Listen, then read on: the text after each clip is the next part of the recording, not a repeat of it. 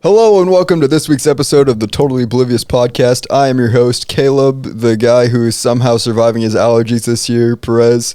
Here with co-host Alex, the fancy man who kind of looks like he's the main character on a Italian mob TV show. I think I have dress pants. I could have worn that. It would have made sense. That is true.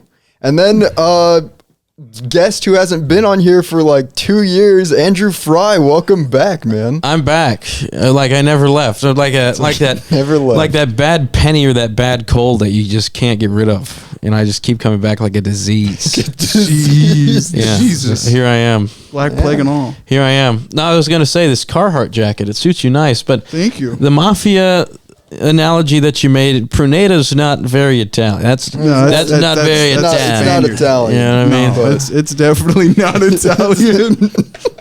It's adjacent. It's Italian adjacent. Italian adjacent. They're part of the same, country like 2,000 years ago. Yeah, same continent. Yeah. And it's the continent that matters. Yeah. That's what they say. Oh, European. You know what? Funny enough, I think I might have told Caleb, but this Carhartt's actually from France. Funny yeah. enough.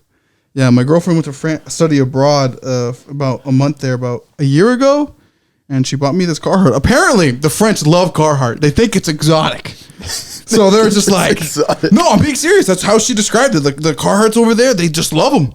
They're like, it's not like a working class thing. It's just like, I'm going to put on my Carhartt today to go to my white collar job. It's like, okay. Isn't Carhartt American? It is. Weren't they founded like Missouri or something? Can I get a Google check on that? I'm going to Google that.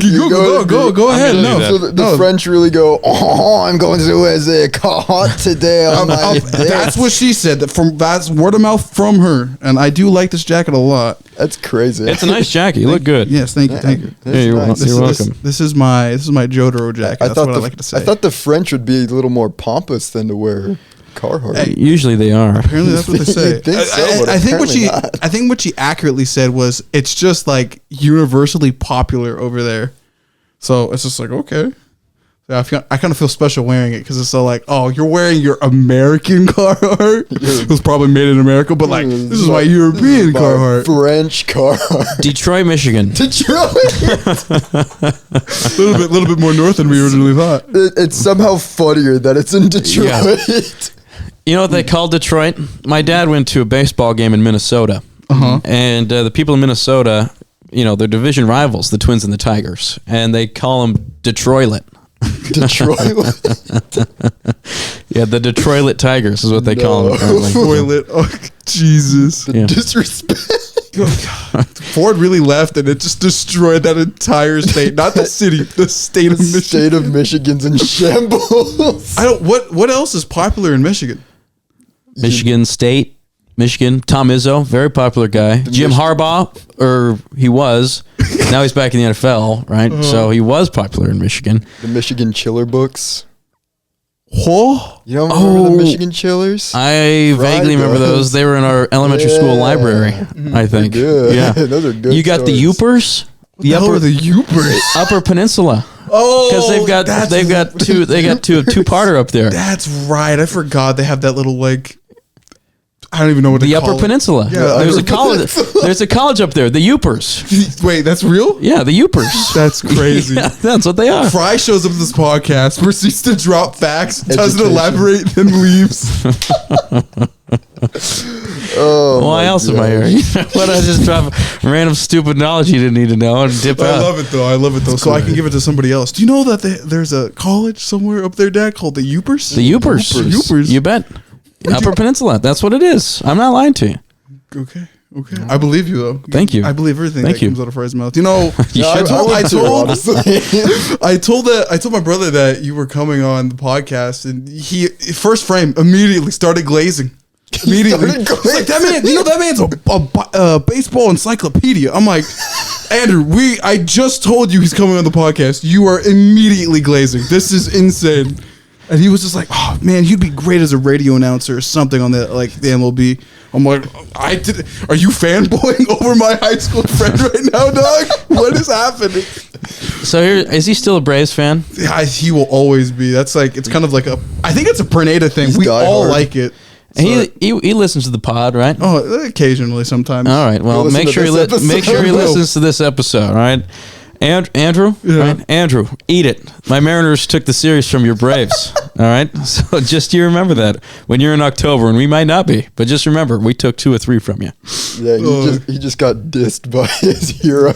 But I appreciate the glaze. I don't know that term, but thank you for glazing. You were in a college. I'm shocked you don't know glazing. I know a lot of other heinous things now that I didn't know then, but glazing is not one of them. You tell us about college. How that's the thing. I think we skipped over the last time we were here, but you're over with it now. Congratulations! Yeah, I've got the undergrad degree in strategic communications. I am the local dumb kid, the local comm major, right? The village idiot who's like, I'm here for comm, and all the engineers are like, we're gonna go send stuff up to the International Space Station. We're gonna make a satellite and throw it into space. I think you're giving him too much credit. It's more like we're gonna go bomb some kids real quick with the military-industrial complex. But Frey, you could be like me with associates in arts. That's arts. Well, I have a bachelor in the arts of communication. I have a lot of engineering friends, and they talk about these cool things that they're doing. They're going to go out and build bridges, right? They're going to, I have an architect friend who lived with me who is designing these amazing houses. And these engineers will tell me how you're going to go about building it. I'm like, okay, well, I played Minecraft, right? So I've got that going for me. And I'm like, you want to learn about, the persuasion theory? You know what I mean? So it's, everybody has their different skills, right? I mean, some people they get the numbers and they get the theorems and they've got the shapes and they've got the letters in the math. I can't do that, right? I took Math 103 and I was like, what am I doing here, right? I don't even remember my own name after walking out of that class. But then I go to my comm classes, and I really don't think that everybody could be a comm major. Right, I do not think not everyone knows that how to talk. people. I don't think they have the ability to talk for one, but the ability to write also. Oh yeah, right. Oh, yeah. And I took some business classes with some freshies at that time, and I was a sophomore. It was my first year there, and these freshmen, I tell you, they did not know how to write. What do you mean? It was elaborate. 5th grade level writing. Remember how you wrote those 5-paragraph essays in 5th grade, right? You have your topic sentence first. And you introduce the topic, blah, blah, blah, blah, blah, blah, blah. And then you say, something else about whatever. And then, you go into your body paragraphs, right? And you have your topic sentence again. You have your transition words. You have your quote, right? And then you have the commentary. Then you have the concluding sentence, right? That's what they do. There is zero academic thought put into this, right? They stopped learning how to write in 7th grade. The most basic thoughts process they could possibly have on paper. They're still writing like that in college. That's how they write. And I don't want to misrepresent all business majors, right? Because it's not all business majors. I would.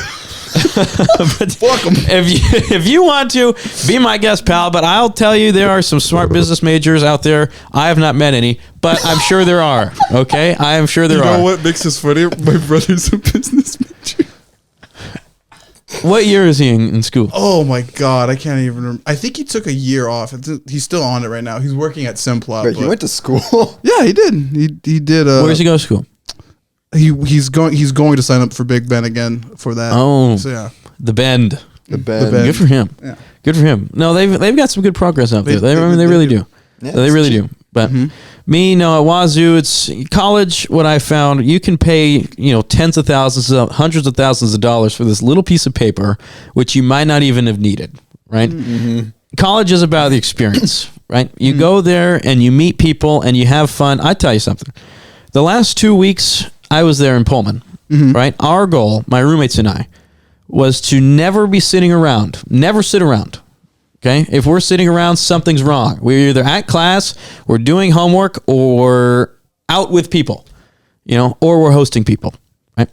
And that went pretty well, okay, for the most part. 2 weeks of, you wake up and you're not in your room for the rest of the day until you go to bed. Right, you're always out. Okay. Now it turned into an 18-day drinking streak. Jesus Christ! Okay, check livers now. No way. An 18-day drinking streak. Now, when I drink, I don't ever go hard. Right, I'm drinking to be social. I'm not drinking to black out. Right, when you drink to black out, that's it's a little morally questionable. Okay, it's not even a little. It's morally it's morally incorrect. But when you're drinking, to be social and see your friends, have a good time, be out, mingle amongst your peers, right? It's a great thing. It's a beautiful thing. It's a wonderful thing. And so that's what I tried to do. Now, toward the end of it, right, because I would space these drinks out because I'd go to the bar with people in the afternoon, I'd go back in the evening, that type of thing. So I'd space it out to where, 18 days of drinking really does a number on you. Like I was sick, right? I woke up in the morning like groggy, like what am I doing? You know what I mean? And you suffer from this thing called fuzzy brain. Right, so you just can't think very good. Oh my God. You lose some brain function. Now I never really got that far. Right, I had a little bit of fuzzy brain, and that's when I kind of backed off. I had like one a day for a few days just to keep the streak alive. But I know some friends of mine. I mean, they went hard. Right, Jesus, boozing, all that stuff. Was there a keg involved at all? There was no kegs. Oh, okay. Only at the bars. And we talked all year about buying a keg from a local brewery. Paradise Creek is the name of it. Great beer. If you ever have a chance to try Paradise Creek's Mujo Milk Stout, that's what it's called. This black sludgy beer. It is absolutely fantastic. I want to try it now. One of my favorites. It tastes like coffee. What? Like coffee ice cream. Yeah. What the? Yeah, it's fantastic. That is weird. What that sounds good. Then. Yeah. No, I've gotten into alcohol. The last time we were all together on the podcast, I gained a little bit of a connoisseur taste for it. I try to taste everything. Well, I'm heavy into ciders now. Yes. But I want to try that. That sounds. You need to try. Have you tried Schilling cider? I have. Schilling cider is 8%. Fuck right? Yeah, it is. So they serve it to you in a normal sized pint glass. Or is it pint? Or is it a little bit more than a pint? It depends on the bar you're going to, I guess. But they serve it to you, and you have about 2 or 3 of those, and you're there. I mean, that's it. And they don't sell it to you for any more than a regular beer, right? And so if you're trying to get buzzed fast, and it just go have for it 3. taste good, Schilling cider. I mean, that's the way to go. No food, empty stomach, 3 of those, you will fucking feel it. Just you're gone. You're like, not gone, but you'll be like, I feel funny. Yeah, it's 8%. You can't taste any of it. Yeah. It's like 0%. Dang. So it will mess you up. Yeah, college was good. Went down to Boise. You ever been there? No. Boise? Oh. I'm afraid to go west or east. East. I've just heard rumors. I've heard that Idaho is just like Boise's good, and it's just racism. That's why I don't go. It's just all racism. There is definitely some skinheads. Like my cousins all went down there, who are all the most Mexican-looking Hispanic guys to ever exist, and then one little black kid all went and took a trip to Idaho to see my cousin's dad. So he goes down there with his nieces and with his kids and his nephew, all in the Idaho, and they literally got harassed by like every single white supremacist there. Yeah, Idaho's got a few. I was like, there's no way this poor little black boy is just getting harassed. Dude, what the Boise, there's some parts in Idaho where, you know what, I not even I would go there. You know what I mean? Yeah. It's like, you know what, you're a little heinous. You're a little heinous for me, okay? I mean, you're kind of stuck in a time where we should probably not return. But we're in Boise, right? And Boise's a great town. And we stayed right downtown. There's this 4 or 5 block area. It's right next to the Capitol, actually. It's all restaurants, bars, clubs, like anything that you want to eat or drink, you're in this area. And that's where we stayed. Oh, shit. And so there was 2 nights of bar hopping. We went down there for like a competition for a class. And so there was 11 of us who had gotten to know each other. I guess 10 of us. 10 of us all year who'd gotten to know each other. Great friends, right? This great big friend group of 10 of us. We go down there and we present in the competition. It goes great, wonderful. We get gypped of a win, so we're a little bit sad. Oh. So we go out and we hit all these different spots. There's this place called Cactus Bar. There's the Silly Birch, and there's this whiskey bar. There's a great picture I'll show you later of me at this whiskey bar. I was sitting on the leather booth, right, feeling it. Okay, and I had It's reminiscing. Hold on, it's getting on there. I had a Jack and Coke in a whiskey glass, and somebody comes up with like a digital camera made in 2006. Jeez. Right? And they're like, Andrew, here you go. And I raised up my glass, and I'm like, right there. That's a raw. Like right there. Hey, pal, how you doing? You know? And so the whiskey bar was great. We went to this place the second night. It was called Humpin' Hannah's. Right? And that's awesome. You think about me, who I am, right? I don't want to go there, right? Because I hear that they throw some things out into the crowd because it's a live music bar. So they throw some things out into the crowd that you really don't want to get hit with. If you know what I mean. I think I have an idea from stories I've heard from bars in like Texas. Yeah, I think I know what you're talking about. I'm going to speak from ignorance here. What are they throwing? Just for the audience. Different type of what's the word? Phallic objects. That's funny. Yeah, bars like major bars.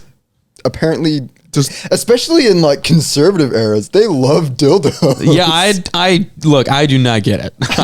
I do not get it. But it's a logical funny. fallacy. We rolled up there to this place called Humpin' Hannah's, and I'm like, yeah, we're going to the dildo bar, and I'm like, I don't want to go there. I don't want to. Like, that's not me, man. I'm going to a fruity bar. Like, I don't want to do that. And they said, no, we're going. And so I was dragged along because I didn't want to go back to the hotel room like a bum and just sit there. And so I ordered a drink, Dark and Stormy. You ever had a Dark and Stormy? It's a rum drink, rum and ginger beer, mint. Very good, very good. And so they brought out this cover band. I don't remember what their name was, but they were absolutely outstanding, absolutely wonderful, really good. They played all of the old hits that I would have known, 80s, 90s, 2000s, you name it. They played it. There was a stretch that they played Fallen Angel by Poison, right? And I've seen Poison live. I love them. I love that song. Pour Some Sugar on Me, which everybody knows, right? Def Leppard. And then they switched up and played Save a Horse, Ride a Cowboy. And I'm like, yes, more of this. I love this. That was the vibe, for sure. And, no dildos, no heinousry, right? It was all just straight pure vibes. Vibing to oldies, right? This live band. And there was these couple older guys on the guitar just shredding, right? I mean, that's what I want to do when I'm 65, right? I want to go out with some boys, my boys, right? And shred the guitar for a bunch of college kids. I mean, that sounds great. Yeah, that's and so it was great. It was a wonderful trip. It really was. And so the highlight of my college career was, this last year, actually. I think it was just wonderful. Met some great people, right? Did some great things, and it was a lot of fun. So that's college. Yeah, that's cool. There you go. Good. Did a lot. Yes. Yeah, I mean, we could go into stories on stories. I mean, there's some stories. Not of me. Okay, I never really. I did not commit any crimes, officer. I did not. You know what? I didn't. I can proudly say that I have a clean record. Okay, and that's with some integrity. There you go. Yeah. In all humility, I say that. Good. Humility and integrity.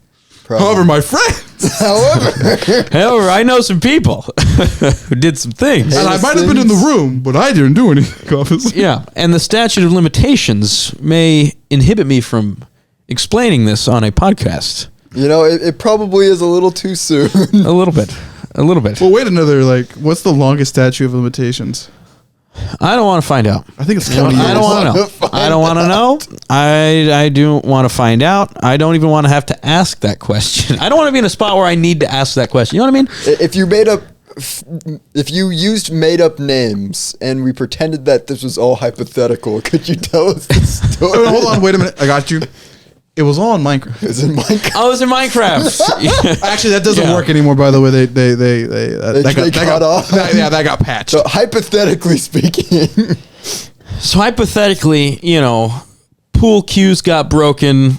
Vomit was in places it shouldn't have been. It was just to get into details. People were. No, I won't say that one. No, I won't say that one. We're going to keep that on the DL. No, but things were done by various people. Again, not me, but various people that I would question. My first question to them in the morning was, do you remember what happened last night? And that's usually not something you want to wake up to. That's not you want to ask. And then when the question is, what's the last thing you remember? When you don't even have to ask if they remember or not, that's a problem. Okay, that's a little bit of an issue, right? And you wake up, there's vomit in your sink. It's like, Oh, no. how'd that get here? Dude. You know, and that one wasn't mine, you know. And I'm going to plug this when this comes out to the guy who did it. So you know. You know Yeah. did. Yeah, you know. I'm not going to say your name, but you know. And we're going to be telling this story at your wedding, okay? Oh boy. Boy. So, anyway, Pullman's going to Pullman, right? Pullman's I gonna guess sell. so. It's a party town. It is. It's a party school. Party school. Tell you what, there was this list. This reminds me. In the 90s, Forbes, Rolling Stone, one of the two, they did a list every year of the best party schools to go to. Right? Mm-hmm. And so it's always, Wisconsin's always on there. There's a couple in Texas. I think A&M is on there. Mm-hmm. A couple other different schools, right? Now, Washington State, back in the 80s, 90s, they wouldn't even list them. Damn. Right? But they would include a section about Wazoo at the end. Said these guys don't deserve to be on this list because these guys are professionals. They're professionals. These guys, we can't rank these guys because they're professionals. These guys know what they're doing when it comes to drinking. Oh my god. When it comes to partying, these guys, yeah, good. they know, and so we're not even going to put them on the list because these guys are pros. Okay. So that when my friend's dad went to Wazoo for school, and he was in a frat. He said that back in those days, they would host keggers, right? And the beer truck would come into town, and it would line up kegs down the street. There'd just be kegs lined up down the street, okay? And so they'd drink a keg very quickly, and then they'd tell the pledges to go get the next keg. And so they'd get the keg and either roll it up the street or have a couple of them carry it, waddle it over to the frat house, hook up the tubes or whatever, drink the keg, and get the next one, right? And a weekend in Pullman, there are kegs lined up down the road. They don't do that anymore. Okay. But back then, you bet. Crazy time back then. Back then, you Crazy bet era. they did. You bet they did. Yeah, I mean, that's why they weren't on the list. Professionals. These guys are pros. Yeah. That's crazy. There was a weekend, it was finals week. I got told this story. It was finals week of fall semester. So it's in December. There was a howling storm blowing through the Palouse. Snowstorm, blizzard, everything. A complete whiteout, right? Everywhere but Pullman, for whatever reason. Pullman didn't get anything. But everywhere in the surrounding area, you go to Moscow, you go up north, you go down south, everywhere where there's a road connecting to Pullman is completely washed out, white, storm, can't get through. And it was like this for a few days, right? And eventually, the stores started to run out of liquor. Oh no. Started to run out of alcohol. And people started to go nuts. People started to go crazy. And they said the roads cleared up at a time where people were having to start to not drink, and people were starting to go crazy. Like it was nuts. Like everybody drank in Pullman, everybody. And they came to a point where they didn't do it. And they were starting to the street fights, brawls, not really, but that's how he described it, right?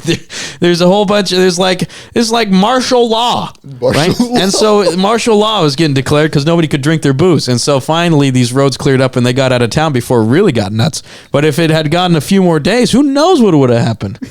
No booze in Pullman. I mean, that can't happen. It's like a universal law, apparently. Yeah. There has to be booze in Pullman at all times. Tragic events in America. 9/11. Pearl Harbor. No, stop. Pullman running out of beer. No, don't say that. No, don't say that. No. Awkward silence. No, that's crazy. Yeah, I don't. That just makes me realize even more. Could not have done college. I've realized deep down, not a social person. Really? Wow, I could have never figured that out. But I think I could have done it. What brought you to that realization? Yeah. Anytime I'd go anywhere with a large group of people, just immediately would just shut down and not want to be there. That doesn't mean you're antisocial, right? You're very social with your friends. It's right? true. I've known you for the better part of 15 years now. Jesus. It's true. Right. It's been a 15 long years I've known time. you, right? And ever since I've known you, right? We can chat all day long, Yeah. right? I mean, it's not that you're a bad. I mean, you're a good conversationalist, right? I mean, not a lot of people like the big crowds. I walked into Hump and Hannah's. I'm like, what am I doing here? I want to leave. You know what I mean? I was like, that's my thing. But and some people thrive in that, but a lot of people don't. That doesn't mean that you're not a social guy. It just means that you don't like the the big loud environments, which can be said about a lot of people. Fair enough. You're the type of guy. I can. For anybody who got confused during that, you like to have the garage open with your buddies in a circle. That's it. Exactly. That's it. Exactly. That's it. That's all you like. Like, honestly, nothing makes me happier than just having like a group of bros chilling out, just telling stories just like this. With AC/DC in the background or something. AC/DC. Or Journey. Led Zeppelin. Yeah, anything but that song. That song's overplayed. It has been. I stopped hearing Journey after a certain point in my life. So every time I hear it, I'm like, oh, great. A little bit of a treat here for me. You got to delve into some of Journey's deep tracks. Because people say, there's a lot of people say, oh, Journey's a bad band because Don't Stop Believing, it's overplayed. Okay, well, tell me about Sender My Love, Wheel in the Sky, Faithfully. Okay, three of their, I guess, kind of slower songs. But still, some of these tracks that were still big hits, but that's Don't Stop Believing. I mean, don't get me started on that. It's way overplayed. Great song, absolutely. Legendary, yes, but Journey's other stuff is I think, so much better. I'd agree with that. Yeah. After I was a pretty big music head in high school, but then after that, I've told Caleb on the podcast and even like behind the scenes, it's just like there is so much music out there that is like beyond what you could ever comprehend. Like there'll be some nights while I'll just be on YouTube and I'll be like, oh, I just found a whole subgenre in an entirely different country and this shit fucks. Russian rock is an entire different level of rock, dude, and it fucking bangs. It's awesome. I don't know what they're saying, but those riffs are awesome. There's some definite struggle in there that the American people have not dealt with, and it's good, beautiful. You know what that struggle is? Communism. Yeah. Communism does wonders for rock, apparently. It really does, honestly. The iron foot creates good metal. That's a banger line right there. Somebody use that for an album. Quote that. Yeah, put that on the board. Yeah. Anyway, what's new with... I talked to you guys a little bit before we started recording, but what's new in the world of you people? New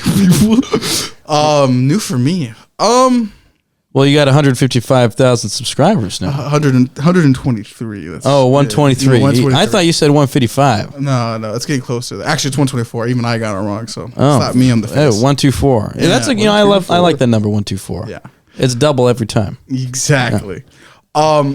I'm doing good. I'm just trying to.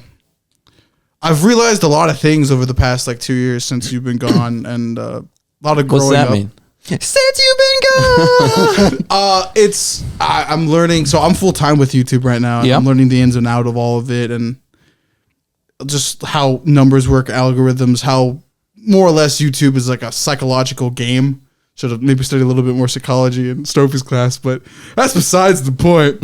But it's more or less that, and just the constant battle of trying to get numbers, what people are interested in, how to ride wave and hype, because that's what mostly YouTube is. Seeing if it's for me. I don't know. Over the past, I guess, few months, Caleb knows this. My girlfriend definitely knows this. It's like maybe I would like not a regular job, but something to go along with YouTube, because it was always kind of fun. How do I say this? After having an 8-hour workday, it was kind of nice just to come home and be like, I'm going to make a banger video real quick.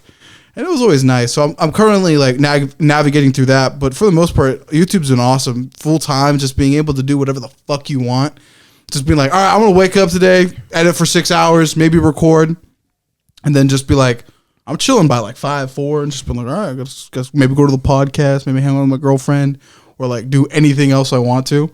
Or going down any avenues, and all the people that I've met, it's all been nice, really cool. I've met so many interesting people, a lot of characters, there's some interesting people out there for a lot of the part, and it's awesome, dude. I'm so glad that I stuck with it during high school to the pandemic to now. It's just I would have not traded any of this for anything else. It's just been an awesome experience, and the fact that I was just able to talk my way into having such a massive audience, I think, hold on, I'm going to put it in perspective. My current YouTube view count, my channel has, last time I knew it was at 14. Hold on. I have 20 million views on my channel alone. Pretty good. Shoot. So the fact that I was able to talk my way into like just having that many people see me, and it's not like, oh, they saw me for a few seconds. No, it's there, and it's probably for a good duration. So it's just like, it's just awesome. The fact that I can just be like, yeah, I have a YouTube channel, and will probably do this until I die. So it's just like, I love it, man. It's awesome. Greatest thing ever. That's great. No, that's great. How have I met this girlfriend of yours? No, I think Did we go to school together? School. What's her name? Natalia. She was no. She's a year younger than us. She's a year younger, so she would have been a junior. Junior? Junior when we were seniors. Yeah, juniors. Yeah. So have you known her that long? You been going out with her that long? It's been a year and year and 6 months. No, a year and 7 months because we started dating in December. Awesome girl. She grew up in Guatemala. She now lives here. There's a lot of lore I have to explain behind the scenes, but awesome girl. I'm one and done. This is like, I know a lot of guys probably say that, but Kayla's met her. It's just like, all right, if I fuck this up, you will find me at the bottom of a cliff. It's just over. It basically will be like the Joji song. It's just like, if I ever were to find another woman, I just think about her constantly because it's like there's no way. And of course, everybody has their problems and stuff. We've had our ups and downs, but it's just all naturally. Yeah, it's like naturally. I wouldn't trade anything for it. It's like I'm in bliss. The only thing I struggle with now is just money. And if I'm able to get over that and like for the rest of my life be chill, I'm good. I'm in end game. I'm good with life. But if I'm able, and another thing too is during all this time with YouTube, I've been like trying to figure out how to like actually properly make a story. Because, a lot of YouTubers go like, no, I'm going to make my own films or etc. But I feel like they never properly do it. And so over this, I think past year and a half, I've been learning, just like I've been reading a lot of like the classics and just understanding like story structure. A lot of watching movies. I became a big movie guy. Big fan of Blade Runner. I love Blade Runner. Oh yeah. So I've been doing that a lot, but yeah. But going back to my girlfriend, she's doing like not architecture. I always think it's architecture, but I'm always wrong. But it's like not interior, like planning neighborhoods and stuff, like the layout of where everything should be. Yeah. So if you were like third places, she's a big fan of it. She's like, people need to sit down and engage in like a circle or something. Urban development, rural. Ooh, that sounds right. Yeah, it is. There's another word for it, but that's basically what it is. It was coming to me, and that was the first one that came to mind, so I just threw it up. Urban planning is what it's called, but it basically is urban development. Thank you for reminding me. My girlfriend's going to be like, Nico. But no, that's what she does. And I think it's honestly cool, too, because it's like, she tells me, like, I'll be walking down the street, and she'll be like, this fucking place sucks. I'm going to go, what's wrong with this place? And then she'll start picking it apart. I'm like, damn, you know what? She's kind of right. All these cars kind of fucking suck ass. It's awesome, dude. I love her. She's so cool. She brings out a lot of me, because sometimes I'll have my moments with YouTube. I'm like, I can't do it, boss. I can no longer do it. And she's like, no, you're good. I'm like, all right, yeah, you kind of right. And it motivates me. It's honest. I love her. She's my rock. Could not exist without her. So when's your knee gonna hit the ground? So we've had this conversation. If anything, have you had this conversation on the pod? Not on the pod. All right, here we go. Uncharted territory. Andrew comes to town. We get to start talking about marriage. Let's go. It's go time. Well, went from talking about college parties to Alex, when are you getting married? If anything, I think out of the three of us, I might be the one that gets married first. But if anything, it probably will be after her senior year. So I don't know exactly when. I maybe have like a rough idea in life and stuff and where I'm currently planning. So more likely than not, probably like 2025 onward is what I'm guessing. No, yeah, 2025 onward, I'm guessing.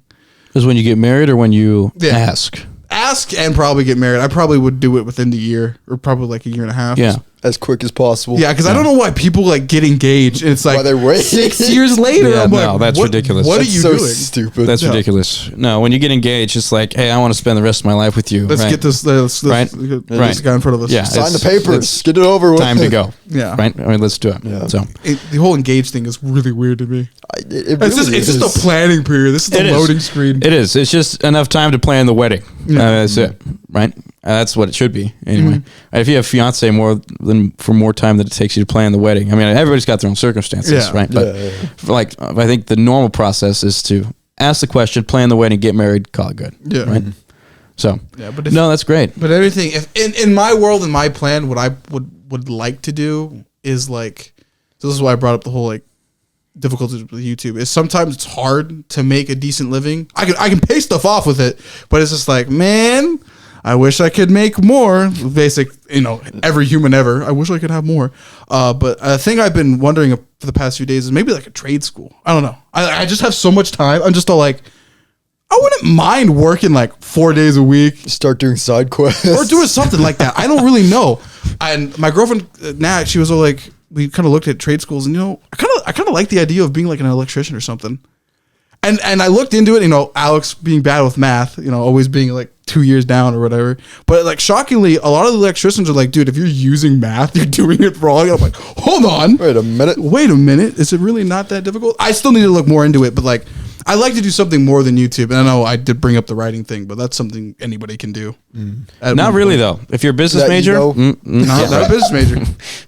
No business. When you have the free time to do it, that's what I'm saying. Eventually, I'll make a book or something, like fiction of some kind. That's always been like a passion or a hobby of mine, and I'd love to do that. But I don't know, I'd love to just do more. And like going back to the wedding thing, not trying to deviate, but like I would like to get married and then almost immediately find something, a house, not in this economy, I know, right? Or rent something. That's what I would love to do. Shockingly, urban planners and urban developers get paid pretty decently. So I'm like, we are looking up. I hope so. They're like the backbone of society. Yeah. From my knowledge. They are. They basically are. My girlfriend's like, dude, you can clearly tell. No forethought. Just roads here. There was nothing here. I'm like, she's fucking cooking, dude. It's the moment she points it out, you're just like, oh, this all sucks. No wonder everybody's depressed. I'm genuinely like convinced by my girlfriend the reason that most Americans are depressed is because cars. It's just all cars. Everything is just cars. And there's other things. That's a factor. I'd say that's probably a factor. I'm like, Jesus. It's just like, no wonder we don't have fun anymore. Because like, if we had more bars or something, more or places to go, more places, it would be so much more interesting. And I'd be like, and people would probably end up feeling better. I feel better once I go outside, touch grass, and like do something, a curricular activity of my own accord. And it's just like, wow, I feel like I can take on the day now, or take on the next day. But no, there's a lot of problems. We can get political on here on this podcast, by the way. We love fucking doing it. So if you really want to. I don't know if, well, we don't have to get into it, but I mean, I think there's a whole lot of reasons politically, socially, I think. It's more like a socially, it's like, obviously it's an internal issue. And so we got to find the root of that. We can get into that a little bit later. If you want. We can. You should have heard us the past few weeks. We were like, revolution. Oh, God. I haven't told anybody this, but I will now. I went to a socialist gathering with my girlfriend. Did I tell you that? Yeah. Yeah. I know. I went to it, and it's very interesting seeing the people. I'm not saying I'm socialist, but it's just like, that's good. Wow, the common man just really just wants livable wages, and it's like, wow, this is crazy. This is crazy. Shockingly, it's just a lot of social workers. They just were like, teachers need to be paid. Speaking on that. Have you heard what happened here in Moses, or no? Yeah, I did. It fucking blows. Yeah, apparently the school district can misplace $26 million. That's insane. Because the levy didn't pass, right? Which was $15 million, but then it was $11 million in accounting errors, right? That just comes out now that the levy doesn't pass, right? So they take 100 teachers and they say, "Oh, sorry, you don't have a job next year." Now that doesn't make sense to me, right? The point of a school is to teach the kids, right? How are you going to teach the kids? If there's no teachers. With the teachers, right? So if you get rid of the teachers, you don't have a school. All you do is you have a big building with a bunch of kids in it. Okay, he's about to give me conspiratorial. He's going to get us both conspiratorial. We were just talking about this on that last episode. That's like, it's kind of like they want kids to be dumber now.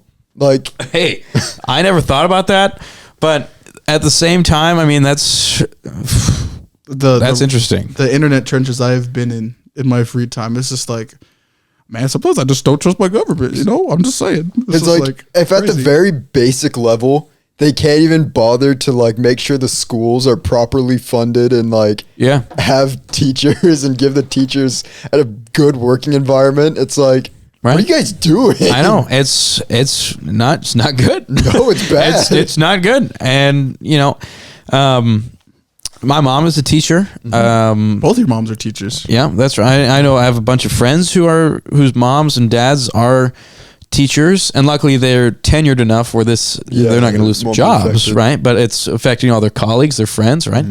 And if you want to put a bunch of fifth graders in a big lecture hall, right, and teach them addition in a lecture hall, you're not going to have very much success. No, that's the state happening. testing scores are going to plummet, right? Because there is something to be said about, first of all, in-person learning, but second of all, that teacher-student relationship and also the student-to-student relationship, right? When you go to college, you sit in these big lecture halls, okay? Your brain is developed enough where you understand, oh yeah, I'm paying tens of thousands of dollars to be here to get a degree, to get a job. I need to right? lock in. There is a point to why I'm here, right? There's a bigger end goal. But when you're in elementary school, middle school, even high school, you do not care. Nobody cares, right? You're there to eat your boogers and meet friends, right? And play kickball at recess, Awesome. right?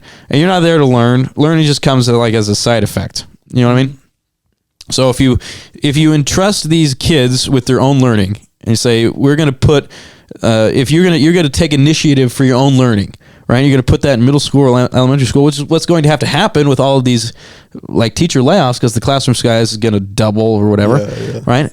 Kids are going to have to take initiative, and guess what? I bet they don't, right? I know I wouldn't have. They don't have the mental capacity to understand that they have to. Exactly. No, exactly. I would have probably been like, yeah, this cool as having it on screen, but the wall looking kind of cool right now. Because a good majority of the kids are it's how it would work is when a kid starts falling behind, that's when the teacher kind of comes in and helps boost that child up. Yeah, you bet. They have to be person to person nurturing. But if you have 50 kids in one classroom in elementary school, that's not going to be possible.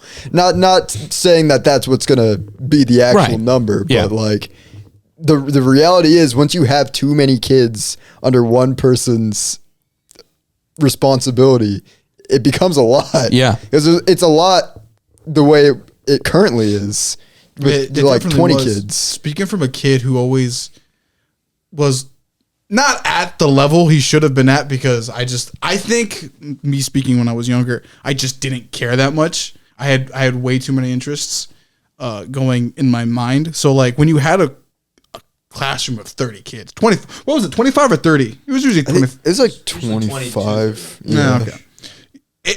Me as a kid, personally, I just felt like I could never catch up. There was just some point in my early life that I just kind of turned off, and then to wanting to catch back up, it was difficult. So once you put those kids into the equation with everybody else, it gets significantly harder. Yeah. So it's just I just feel bad. I'm just oh fuck.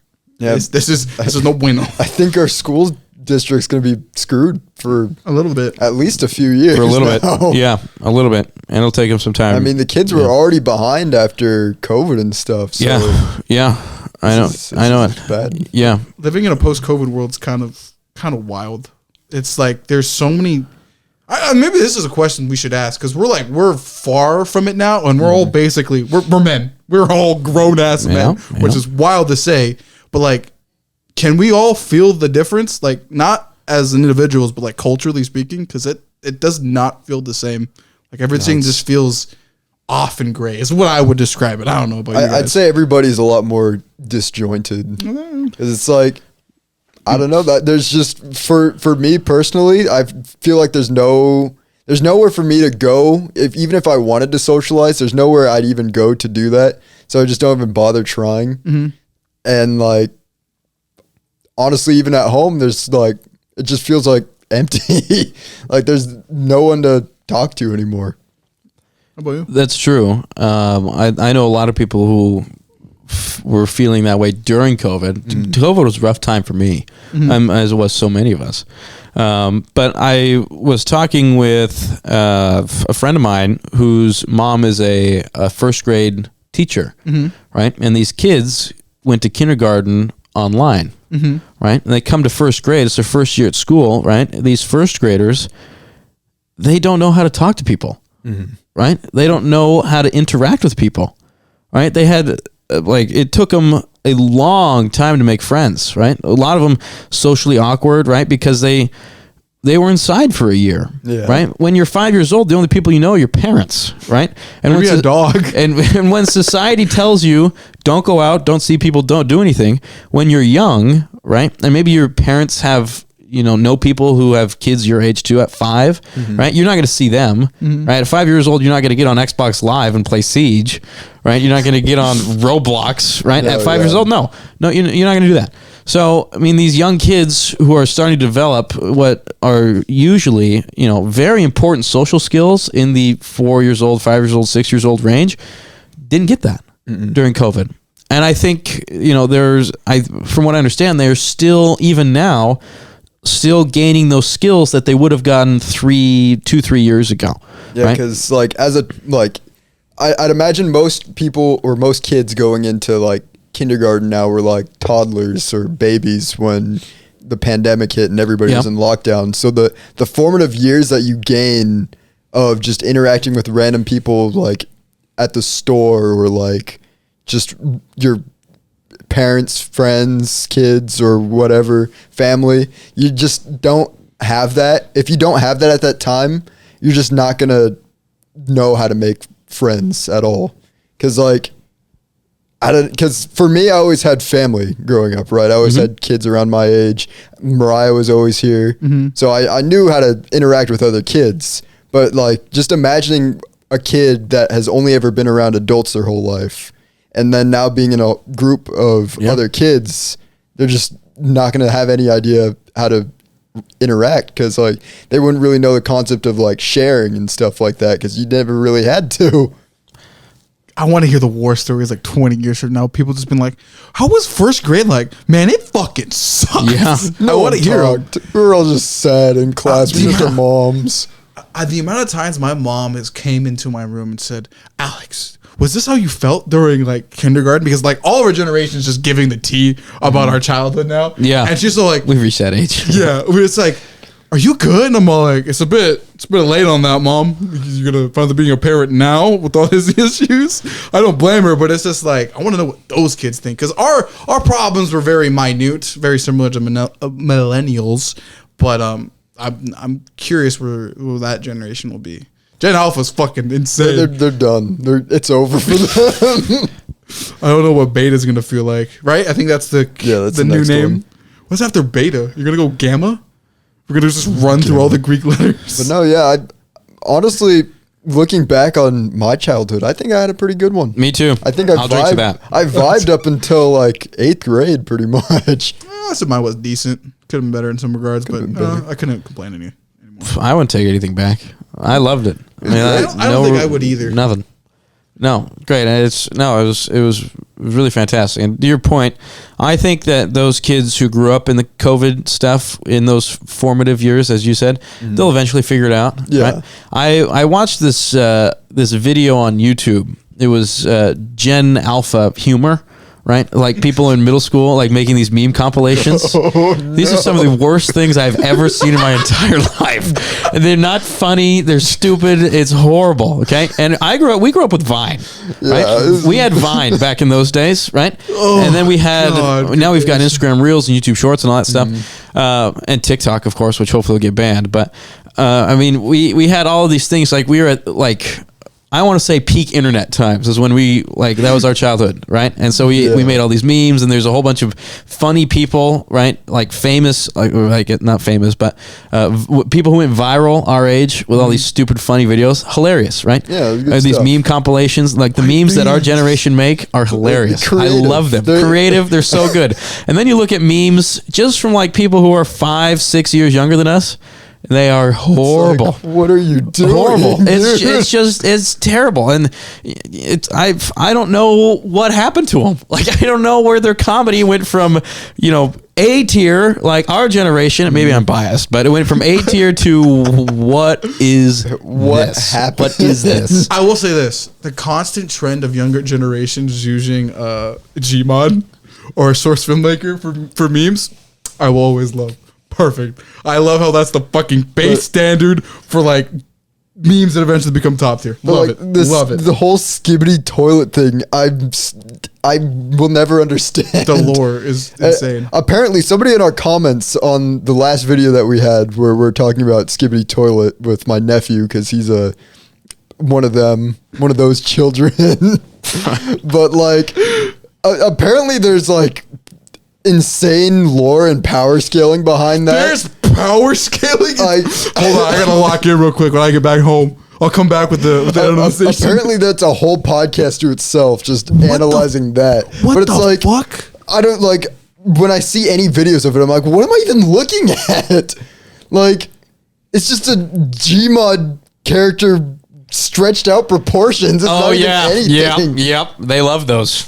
It's like they love those. Mm-hmm. But you know what? I can't fault him on this. But like, we had stretched out people too. We had Slenderman. Yeah, but when we did it, it was funny. We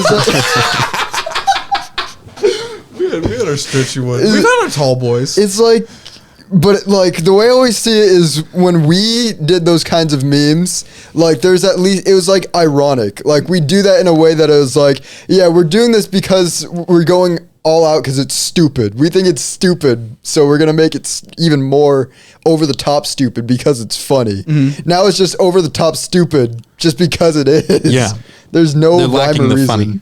Yeah. They're missing the point where it's supposed to be funny. I can't tell. Are Wojaks ours or no? I think so. That's like, man, I don't even know what that is. That's like the later part. It's a very Reddit thing. Oh, yeah. it was like our troll faces, you know, those early days, and they slowly migrated. They got a name. Yeah, they got a name. Did. All right, we'll have to look at that later. No. Well, the funny thing is, a lot of people are putting like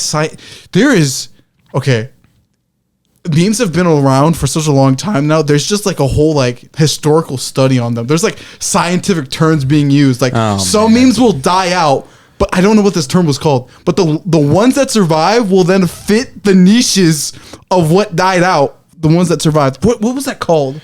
I forgot. Man, don't ask me, man. I got a comm degree. It was something like that. Motherfuckers are like the analyzation, the use of language with these words. I know, I'm going all over the place. Insane. That's fun. It's just like, okay, there's a guy that always shows up on my Instagram reels like breaking down the language of it. I'm all like, man, what the fuck? What are we doing? What's going on here? Why are we breaking this down?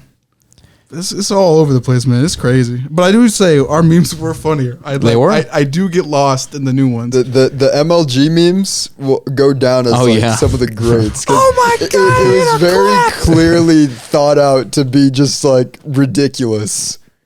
Whereas like people use those as an example of like, this is what brain rot. This is basically what the kids are doing these days. It's like, it's really not, because everyone was making fun of something else. Yeah, it was all like, just making fun of something else in like a grand, fucking stupid way. And it was beautiful. I don't know what they're making fun of anymore themselves. I don't think they know what they're making fun of. I think they don't know what they're making. I think they're just putting together stupid stuff with loud like air horn blasts and calling it funny, and it's not. Where's the humor? There's a big thing I saw on TikTok for a while where it's basically just a metal pipe sound, and that was the joke. Like they see, they don't get it. It's like, well, how is that funny? And what are you trying to say here? Okay, I might be too into the trenches to answer this, but I can. It was just because loud equal funny. However, some people started using it just to shut people the fuck up, and that's what I use it for. We have it on Discord, and there's this one guy who yaps too much, and every time he does, we just start metal pipe. We just spam metal pipe, and it's amazing. See, back in the day, that was the Taco Bell. The Taco Bell bong. Yes. Yeah, the Taco Bell bong. That's what it was. Yeah, that's what it was. These memes are just being recycled. Good thing, bad thing. Really I think we had a whole like podcast on this. Dead internet theory. Yeah. They're all just being reused. Speaking of which, you had to have a topic for today. We kind of got off into our own stuff. What did you want to talk about today? This was the topic. Yeah, you are the topic. You're the topic. No, I'm the topic. We're just chatting. Yeah, we're catching up. We haven't seen each other for like 2 years. Yeah. You shoot. Okay, look, man, I like that. We talked about Alex. What about you? You're at the paper, right? Yeah, I'm working at the paper now. since like I was telling Fry before this, last he saw me, I worked at the radio, and then they hated paying people, so they got rid of me. So then I still hate that they did that. it's Bunch so of bastards. stupid. But yeah, freelance writing for the paper a little bit. That's usually pretty fun. I feel like Eddie Brock sometimes going out there. Journalism. Yeah. Yeah. You should get the CIA award for it. It's fun, but it's not as like, I don't know. I don't enjoy it as much as like creative writing. I like doing things more creative than just giving like, I don't know. I don't want to say I don't like giving the facts because that just sounds bad. But like, I don't know. I just feel like I could use my skills better elsewhere. But it is still, I still enjoy doing it. But other than that, yeah, just working on the podcast, doing side quests. I've kind of become like the mentor figure of like the family now, where like the younger people come to me, and I'm like, there's so many children. Let me take you under my wing. Let me show you the ropes, kid. So it's kind of been that lately, just kind of enjoying life. I think we're all in a finding stage. Yeah. I think, right? How about you? Living in the moment. Hold on, we'll get back to you. Living in the moment. That's important, right? A lot of people miss out on that. You know, a lot of people, they go to college not to experience it, right? But to get the degree and go work, right? You work to live instead of live to work instead of work to live, right? And a lot of people focus on tomorrow when today's got its own problems, right? And so I really like that mindset that you have. Day to day, we'll see what the day brings. Pretty right? much, and yeah. there's no pressure. I don't think really from, at least on my end. But I don't know about you. I mean, there's anybody like pressuring you to go out and start your own company or be all hi ho, go work in the mines or whatever. It's Go work in the mines. Yeah, it's Crazy. It's like, you know what, if you enjoy what you're doing, right? If you wake up every morning excited for what the day is going to bring you, right? And you're not dreading getting out of bed. Usually excited for 5 p.m. when I get off work, but yeah, close enough. Well, sure. And if that's what you got to look forward to, that's what you look forward to, right? And I don't know the ins and outs of your days and what you do, right? But the important thing is if you're content with what you're doing and how you're living, who you are, right? That's great, right? That's great. I mean, what more can you ask for? Not too much, honestly, because like that's why I really enjoy doing the podcast, because it's really just like whatever comes to my mind at any given moment. I'm just like, yeah, I can make that into a video. Oh, I love that. Just sharing stuff that I enjoy with the people. And that's what I really enjoy doing. So just chatting with my friends. And you've always had a very creative mind. Oh yeah. Very Sometimes creative. too creative. Well, I look, there's My English notebook. That was real creative. Yeah, creative. Yeah. use some creative words in there, I bet. Creative words. Not a lot of swastika. Creative drawing. Uh-oh. Hey, someone's got to do it. Yeah, you know. It became a Jesus. speed running thing at one point, just to see how fast I could do it before Alex could stop me. I just let them do it at one point because it's like, this is the fucking joke. I'll wait till it burns out. And then once that stopped getting a reaction, I just like getting my pencil, stabbing it in Alex's book, and just tearing out whatever page he was on. You're such a dick, dog. Do you still have that notebook? Actually, yes, I do. I think it's in my closet. I'm gonna clean out my closet this weekend. I need more space. Oh, good for you. Yeah, I need a. Good for you. I uploaded a video, so now it's just like, all right, time to work on me, baby. So that's what I'll be doing. But no, I still have it. It's at the bottom of my closet right now. And see, that's what I'll never understand about myself during that time is, for some reason, senior year, 7 a.m., I just was feral. I just destroyed everything and did not care. You ankle. And then like the next period would come around and I'd be like, sleepy time. Like it's just that one period. That's high school brain, man. I guess so, because like if Alex ever brings his notebook on, you'll see it's bad. But by the time we ended up having to leave the school because of COVID, I'll say that was our last day of high school. By that last day of high school, my English book was torn in half. Not like by like the spine, like the normal way, like through the backside of the spine. Wow. Like, I just remember grabbing my book and being like, I was wondering what would break first, your spirit or your body. And breaking my book spine in class. I was just about to say, didn't it rip instantly? Right? Yeah, it was instant. Just broke this book But spine. the Bane reference, though, that is fantastic. I never knew that. That's fantastic. It was, yeah. I'm proud of that moment. That first period. You know what? But I really had to staple my book together too, just to make sure that it didn't What did fall Sophie apart in say my when he bag. saw it? I forgot. He was just like, what the fuck? Because I think when I first did it was in there's a sub there that day. Oh. And then he later saw my book and just like shook his head. But for some Sub reason, don't have time to deal for with that. some reason, out of everyone in our group, I was like the only one he didn't hate. I don't know why, but he did not like Alex. And Alex was the only one who didn't do anything stupid. I didn't. I just woke up and I was just there. But keep in mind, this is a group made up of me, Alex, Colton, and Alberto. Oh, boy. So it's like, In the middle of the class. yeah, all the center was on dead us. center in the class. And everybody else around us, well, I guess I can't say everybody else, but at least there's like, so let's say we're in the center corner. All the smart girls sat right here. Then all of the other, our smart friends were like in these two Garrett tables. among them. And then there's us right here. We had Just fun. insane. I would not trade it for anything. No, That it was shit was good. fun. Good times. As chaotic and dumb as that was, I kind of actually looked forward, at least a little bit To of that me waking up at 5:30 in the morning to be like, first period. What are these idiots gonna do today? There was a lot of fun in that class. Oh, what was it? That's what I do to Colton. Every day he'd set down all his stuff because he would sit next to me at certain points because they'd always trade seats for whatever reason. But Colton would sit next to me sometimes when Alberto wasn't there. And as soon as he'd set his stuff down and like sit down and get settled, I just shove all of his stuff off the desk.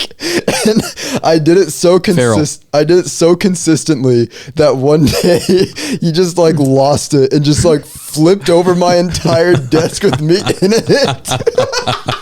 Remember that? It was so funny because it was just like I struck a nerve that day or something. And he was just like, and just flipped me over. God, dude, he was so fucking dumb in that It's so class. funny though, because like I wonder if everybody else just felt the same, that they just weren't sure what we were gonna do in that class on a given day. I wasn't sure what the fuck you were. I didn't even think you knew.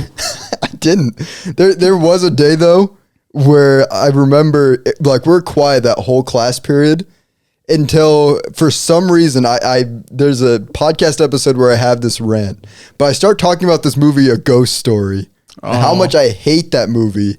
And I basically, whatever rant I went on this podcast, the exact same rant happened in that classroom where I was literally yelling about how angry that movie makes me because of how bad it was. And like, Strovie just let me go off, like, and the whole class just started paying attention to what I was saying rather than whatever lesson was going on. I think Strovie said, "Hold on, let him cook." And he didn't say that, but he basically was like, He just sat back and was like, "This movie review is crazy." "This guy's kind of like, maybe I should watch this movie." Is it that bad? It was that bad. It was that bad. I watched it. Did you? I only got halfway through it. I'm like, I want you to know the entire time watching Ghost Story. Oh, now I know why he was angry. I didn't get that angry because I basically got spoiled, but it's just like, yeah, this is a pretty dumb movie. Halfway I stopped. I went back to playing games. I'm like, this is dumb. You never want to watch that movie, Fry. I think that's how everybody was when The Last Jedi came out. You know, I think definitely major Star Wars fans were definitely like that. Yeah. They we know we're just talking about all the memes and stuff about like, our memes are better. I feel like there's a thing with Star Wars fans where it's just like, The originals, oh, they're so good. Da, da, da. And then it's like these people hate the prequels, and then our generation, at least me, I like the prequels. I think they're neat. I think the third movie is like some of the greatest Grievous villain stuff ever. Yep. But then our generation and even the older ones are like, with the sequels, they're just all like, these are ass. However, I feel like a lot of younger kids, and I've noticed, they're like, this is not bad. I like this. So I'm like, I'm having the weird adult thing where I'm like, okay, I know I'm getting old, but I'm still trying to have my younger opinions. But like, that shit was ass, right? Yes. Am I wrong? No. I think just when you look at it from like a critic's perspective, it's just bad. Oh, yeah. Like all around, like episode 7, good. I Not like bad. that one. Not bad. Passable. Not bad. But 8, awful. I still hold that The Last Jedi is one of the worst movies ever made. It's Number bad. 8 is one of the worst movies I've ever sat through. Now, here's my take on number 9. It might be hot. You tell me. Okay. I think that if number 9 was a standalone sci-fi movie, right? We didn't know Not any of the Star characters, Wars. not There was just Star space Wars, wizards. just space fighting, right? Just this standalone movie. It would have been a good movie. Yeah, If it was I'd just agree with standalone that. by itself. But because it was Star Wars, because they Somehow brought back Palpatine Palpatine, returned. because they butchered Rey and Kylo, right? Because C-3PO and R2 hardly did anything. They're just right? kinda there. And Chewie kind of too. If I only saw that movie once, and I don't want to watch it again. But because they butchered our beloved characters, right? And the story that they told with the main characters, Rey and Kylo and Finn. Finn is a pointless character. Finn absolutely And got Rose. the Oh, shaft. Rose. He Oh, got I the forgot about her. shaft so hard. He was built up in episode, like, in every preview of episode 7, and even the entirety of episode 7, that he was going to be like one of the coolest characters to ever exist. Nothing. Never did anything. And then Nothing. they were like, you know what? Let's make him a coward in 8. The And only then thing nothing. that Finn does in episode 9 is just yell at the top of his lungs. He goes, Ray! Ray! That's it. That's all he That's does. his whole They role. butchered these characters to no end. Okay, but you know, and that's why the movie was bad, because the character arcs were no good. I thought the action in number 9 not bad, except the lightsaber fights. Here's the other thing, right? Lightsabers stab people now, and they don't die. Right? That You is- go back. is just- You go back before the sequel trilogy. You get stabbed by a lightsaber, you're done. Okay, you're done.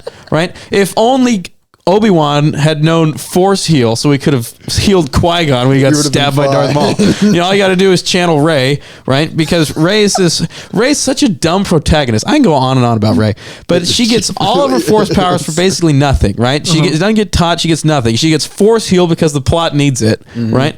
I mean, all she is Big MacGuffin. That's it. That's the pretty whole much, yeah. character. She is incredible at the Force because the plot says so. Not because she did anything, not because her character, there's no arc, not because there's any good writing. It's just because now she's good. Now, not only good, now she's the best Force user in the galaxy. Just because she is. Just 'cause we want Just to. because we, the writers, want her to be. And if you don't like it, suck it. Well, guess what? I'm not going to suck it because you writers should get fired. Yeah. No, it probably should have been. Rise of Skywalker and even in The Last Jedi, you can tell they did not know what the fuck they were doing. It's just like, here's my problem with established franchises. So this also includes DC, and I would even say late stage Marvel too. Oh, Marvel movies Marvel's now. dropped off so bad. hard. I don't know who they started making write these, because it's like, what happened here? Where did we lose the plot of all of this? Because after Endgame, everybody knows it. It's just like, okay, what the fuck happened? The quality went. I think honestly, the answer to Marvel though is just there's so much TV shows that it just cut the quality of everything else. 'Cause Probably. now they have announced that they are gonna cut back on the TV shows, cut back on how many movies they're releasing, and just focus on making an actual good product. And they've made specific divisions to make those products. They even have an animation division now. which makes me Apparently, happy. X-Men fucks hardcore. I have not watched it yet, but apparently every X-Men fan from a bygone era has shown up back from the dead and is like, this peak, you should watch it. We all need to, apparently. and it's really good. But yeah, So I guess to kind of go back on the Star Wars thing though, because I guess I didn't really have. I guess like the only thing I can compare it to, like watching Episode 8 was very like my disappointment to watching Jurassic World 2 is what I'd imagine the disappointment was for major Star Wars fans watching Episode 8. Because Jurassic World 2 was one movie that I like audibly just laughed at how stupid it was. Like I literally turned to my brother and I was like, this is just Die Hard, but with a velociraptor. Like, what are they doing? hold on, I think you're giving them too much credit. Die Hard with a Die Hard was good. Die Hard with a velociraptor would be kind of You're badass. absolutely right. Die Hard was good. The second movie of Jurassic World, so awful. But there's a point where like Blue like breaks out of a cage, and just for some reason the entire like facility behind her just blows up. Still don't understand why. They just wanted it to explode apparently. Cool shot, bro. It was a cool shot. Seeing a velociraptor run away from an explosion. But like that scene, I think is comparable to the scene where in Episode 8 when Leia just gets blown up and thrown in space. Yeah. And then she just magically floats back. Yeah. Like, I was really like, oh yeah, this is where she dies because Carrie Fisher's dead in real life, so this makes sense. They'll have to kill her off. And she just comes back to the ship. Nothing happened. She's fine. Somehow the only character of the original characters that lived, despite the fact that her actress is the only one that died in real life. Yeah. Oh my gosh. There is, I guess to a certain point, how do I put this? Star Wars is, what the fuck is the term for it? I don't think it's like fantasy sci or something like that, but it's just like, there's a point to where it's like, you can be goofy, but there's a point where like, if you're too goofy, I can't watch it. Even though there's space wizards and, clone troopers and such, it's just like, yeah, we're getting into goofy zone. Don't do that. That's bad. Just like with Ant-Man, that's how I feel about Quantumania. Quantum. Did you watch that one, Friday? Yeah, I did. It was the last Marvel movie I went to see. That's it. I said, after this, I'm done. You missed out on the banger Guardians 3, though. Oh, never mind. I didn't see that. Guardians 2 made me go, damn. That one was that one was good. And then they were like, you know what? Let's get back on our silliness and make the Marvels. Oh, I didn't watch it. I haven't watched it either. All I had to see was a few scenes, and I was like, oh yeah, this was just shoehorned in. Yeah, well, you see the trailer. All you have to do is see the trailer, and you're like, yeah, I'm not going to watch that. Yeah. That's it. The only good movies that have come from Marvel after Endgame, and add to this list if I forget any, Guardians 3, and there's one more. What was it? I liked Spider-Man. Yeah, that's what. Shang-Chi 2 was good. Shang-Chi 2 came out? No, Shang-Chi also Shang-Chi? was good. Yeah. Oh, see, I hated Shang-Chi. You didn't like it? I didn't like it.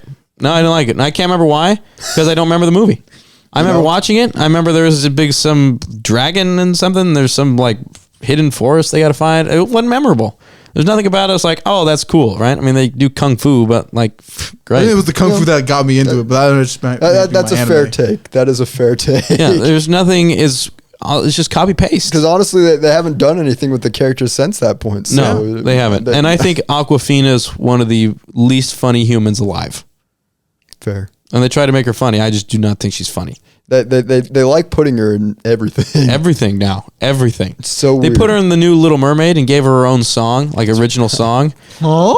I heard somebody review it, and I heard like half a second of the song. I said no. I didn't even bother watching that. I'm tired of Disney and their stupid live action remakes. Yep, me too. I like The Lion King.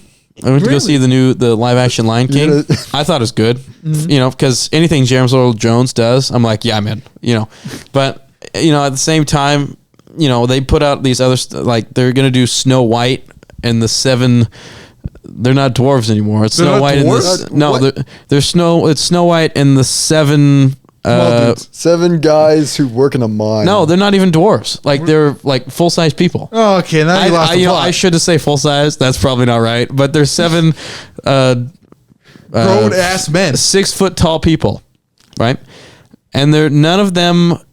I mean, it's all like, you know, they're like diversity hires. You know what I mean? So there's like some women dwarves, and there's, you know, it's like, you know, the 7 dwarves were coal miners, you know, and I look at these 7 dwarves from the picture, I'm like, they're not coal miners. This is not a coal miner. These guys aren't coal miners. That's like part of the, like, what makes them iconic is that they worked in a mine. Yeah. They go. I don't know if they mined coal, but work. I do know they were miners. Yeah, they were miners. Yeah. Hi ho, off to work we go, right? I don't think they were singing that song. I don't think These new people. They pull out a briefcase and they're like, all right, off to work. Yeah, these guys go to their accounting firm. Yeah, right, I know. Do they wear the hats at least? They make 6 figures. They're I not could living pull in up a the shack. picture. I mean, they're all like, the costumes I thought were actually kind of good, but I mean, it's so out of tune from the original. It's like you're making your own thing. You can call it, you can't even call it Snow White. Just call it generic princess and 7 followers. Pretty much. That's it. Sounds like a cult. But like, even with the Lion King one though, it's like they called it live action, but the entire movie's animated. Like, it's all CGI animated. So It's it's still a like, remake. what's the point? Money. Yeah. Yeah. I mean, at the end of the day, that is the answer. It just, I don't know, man. I might be getting old, or like I might be like too much of a snob, but like I want a genuine movie. I will always say it. Going through Dune, I also will bring up Dune. Oh yeah, Dune was Dune good. was good. Blade Runner and Dune, man. I don't know. I started watching that. I'm like, I'm a critic snob, man. I'm like, I want more out of my fiction, more. dog. I want some substance. Did you guys Little bit see of salt. You see Dune 2? Oh hell yeah! did. Did you like it? Oh fuck yeah! I thought it was all right. I mean, I wasn't too big in the first Dune. So like, this one was it was good. It was Yeah. yeah. And I had friends. Now I love going to see big movies because everybody's talking about them, right? yeah. You go to work or I go to class, right? Did you see Dune? And everybody's talking about, you know, Lisan Agaib, right?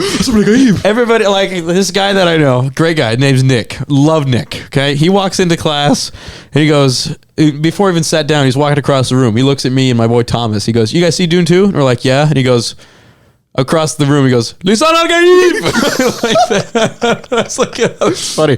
But with Dune 2, Nick thought, and Nick's a movie guy. He thought it was one of the best movies he had ever seen. Okay, that's a little Really? controversial. And I said, you know, because it had like a 99% on Rotten Tomatoes for a long time and like 100% audience score or something stupid.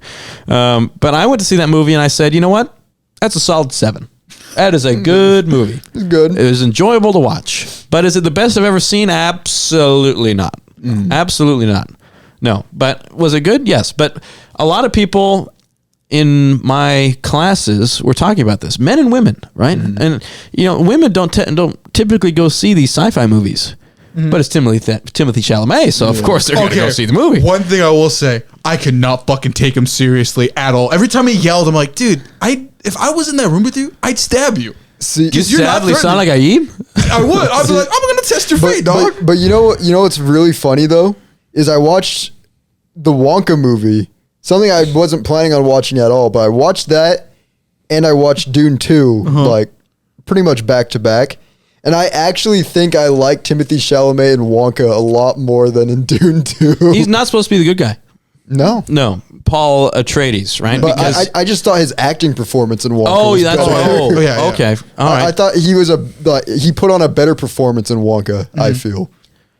Messiah's gonna be That's good. fair, man. Yeah, Look, I never saw Wonka, but what you're saying is fair because there are some lines that he delivered in Dune 2 where I was like, I agree. It's just like you are not threatening, and I don't know how anybody can see you as a religious. Like his look. Like here's the thing with this. I've read the books. I've read all the way up to Messiah, and I do know like past the lore. I won't spoil it too much, but what he's trying to represent is a dictator, and he don't look like a dictator to me. nope. And it's just like I can't take you seriously. Everybody else, I think fantastic. I think Zendaya did a really good job with her you bet. character. I do. I just can't take Timmy. I do have Right. a funny story though about after watching Dune 2 because my family's having dinner. I think I think it was a couple weeks ago now, but we're all sitting down, and my brother's girlfriend, she was like, so what'd you guys think of Dune 2? And my mom was like, oh, I really liked it. Or I guess my mom wasn't there. But my dad was like, yeah, I really liked it. And then she was like, what did you guys think about his choice at the end? Where he chose a one girl over the girl he said he'd love forever. And I was like, I agree with him. I'd choose Florence Pugh over Zendaya any day. She didn't like that. No, I bet not. Well, I saw a review that said it makes sense for him to do that, right? Because if you're going to go take over for the emperor, right, he's got to marry his daughter. Yeah. Right? So politically, it made sense. yeah, Makes good move, sense. right? Yeah. But does it make him look good? Does it make him look relatable, right? Does it make him like, can we sympathize with that character anymore? Like, do we like him now? And the answer for me is no, I don't like him. And technically, looking at the author notes, I'm a fucking giga nerd when it comes to fiction. That's how you're supposed to feel. You're not supposed to relate to him. He's supposed to be just like a guy you're just interested in, not relatable. Just be like, okay, let's see where he goes. But no, he's supposed to be like a total dick. So, I guess I was kind of in the right headspace that the writers wanted me to be in, because I had no attachment to any character on that movie. No. You're just there for the drama, the politicalness of all of it. And I like watching Rebecca Ferguson, the mom, right? In that movie. Loved her performance. I thought she's she was great. awesome. Yeah, she's great. Awesome. She's a great. She's in Mission Impossible, right? You see Mission Impossible. I love those movies. Oh, I love They're Mission so Impossible. good. Yeah, but and anything that she's in, I'm going to watch because I like her, right? But in this movie, I think that she's like a very relatable mother figure. Right? Until you realize that she's actually just a witch. Like the Bene Gesserit, right? Yeah. I think that's what they're called. And she's just a space witch who is playing her own political game, kind of, and kind of loves her son sometimes, but not really at other times. Yeah. And I can't really get I can't really get a read on that character. And maybe it's because of how the movie portrayed it. Maybe there's some inconsistency. Oh, there definitely is. I mean, I don't know. I never read the books, so that might be different in the books. And you could speak to that, but she's a lot more in the books, dude. There's, it takes 200 pages before Dune gets good. There's a lot of it's dialogue heavy. It is a snore fest until some points, but there was some stuff that was cut from the first movie that was supposed to be in there, and her character, dude, she's a bad bitch. She speaks with venom, and it's like, damn. But it's not in the story, and it's just like, motherfucker. It's like, God damn it, man. This could have been good, but you stripped her of her like most important parts. So it's just like, So what about Top Gun Maverick? You go see that? I did, actually. I was pleasantly surprised because I did not like the first one at all. No, the first one, the first Top Gun is kind of like a cartoon, right? It's just like, copy paste, right? Fresh coat of paint. It's fine. It's a good movie. I mean, I watch it just because of the nostalgia. But Top Gun Maverick is one of the best movies I have seen in theaters in a very long time. It's very good. Yeah, very good. Like, when I say, like, this is probably in my top 10 movies. I'll give you my top 5 right now. Okay, go. Number 1 is that one, The Dark Knight. Yeah, I love that movie, and I just got to see it in theaters for the first time like a month ago. We went up to Spokane to see it from Pullman on a Wednesday night, and it was like a new experience. Right, I love that movie. It's a great film. Oh yeah. Number 2 is Major League. Okay, I don't know if you guys have seen Major League. It's a baseball movie. It was my first ever rated R movie. I saw it in 5th grade, and I thought at that time it was the funniest thing I'd ever seen. So it holds a special place in my heart, and it's a great movie. I mean, it still holds up. Number 3 is Interstellar. Oh my gosh! Yeah, that movie's getting some respect. That's a great movie. It is a great, and people have problems with the final act because it's like, oh, love ties us together. It's like, get over yourself, buddy. Okay, just look at the movie. Okay, just look. Okay, and look and listen to the music. Okay? It's a beautiful movie. Yeah, it is. It is beautiful, and the story is okay, a little complex. Fine. Okay, watch it again. Right? Watch it again. Watch it again and understand it. And if you don't get anything else, just listen to the music. That's all you got to do. Just listen to the soundtrack. Listen to the soundtrack. That's it. Murph. I'm sorry, Murph. Don't let me go, Murph. I love that scene. Yeah, it's good. God, it's been forever since I've seen it. I need to watch it again. Watch it again. It's so good. Yeah, it's good. Yeah, and the docking scene, right? He goes, that's not possible. He goes, no. it's necessary. Then the organ comes in. It's like, okay, like let's get going here. Okay, I've jazzed up. Okay, all right. That's number 3. Number 4 and 5, they kind of change a little bit. Okay, because the movies that should be in there, okay, it's Lord of the Rings. Okay, it's Star Wars Episode 5. And Caddyshack and Ghostbusters. Those are the 4. Ghostbusters being there's an interesting one. Interesting, but all of them I can see. I can see why. And Episode 5's great. Yeah, I mean, you can see why any of these. I mean, are any of these movies the best ever made? No. Okay, they're not, except for maybe that one. But still, they're my favorite movies because they just, I don't know. They speak to you. They don't really speak to me. I don't know really what that means. But at the same time, I know what that means for me. At the same time, it's like when I enjoy them the most. When I go back and watch them or watch them for the first time, I can say I had fun watching this movie. Same can be said about Pirates of the Caribbean, right? Oh my gosh! Those first three are in the top 10, top 15 for me because they're all just fun. They are so fun movies. You can sit down and just have fun watching those movies. And Top Gun Maverick's in there too. But what are you guys' top 5? I could just bullet list. Once you said it, my brain's like, I already got them. So it's definitely Blade Runner 1 and then Blade Runner 2. Those are the top 2. Those are for me. Wow. Because there is like, so when I mean there's a feeling to it, I know you say fun. That's your overall feelings for overall like liking of these movies for fun. But for me, it's like I've read so much anime and like kind of gone deeper into the philosophy of like movies and stuff. It's like it's what the idea of the movie represents for me is where I place it. And those two movies kind of pick at the human being a lot. What is human? What isn't human? And I love those movies a lot. The theme of it too. The overall look. There's so much I can go into those movies. Those movies are just badass. I love them. They are great. I could talk about them forever. But if I were to go past those two, my next one would probably be Hateful Eight. Oh, Tarantino. Okay. I love that movie. It is wild and bazonkers, and how it's, Tarantino is, I wouldn't say my favorite director, but like the way he lays it out is like, this is not a movie, but this is like an experience. We're like going places. This isn't like a 1, 2, 3. It's like 1, 7, 11. Now we're back to 4. Now back to 2. Now we're back to 1. I'm like, okay, this is cool. I loved it a lot. After that, I don't know where to necessarily place these together, but it would be the Kill Bills. I love Kill Bill 1 and I love Kill Bill 2. I just love the aesthetic. And I can't really pick those movies apart a lot. But it's just mom just trying to figure out her place in the world again amongst this like crazy bullshit that's happening, and it's insane. And I love it. But if I were to do a 5, I think if I'm counting these correctly, would be Akira, like one of the greatest anime movies of all time. And it's just like, you have to read the manga with that one too, because it's all over the place. But that one's just like another case of just like looking at the human condition amongst like all the bullshit that's happened. A lot of young angst in that one that I really related to. I loved it. It was so cool. The aesthetic to it, the art of it.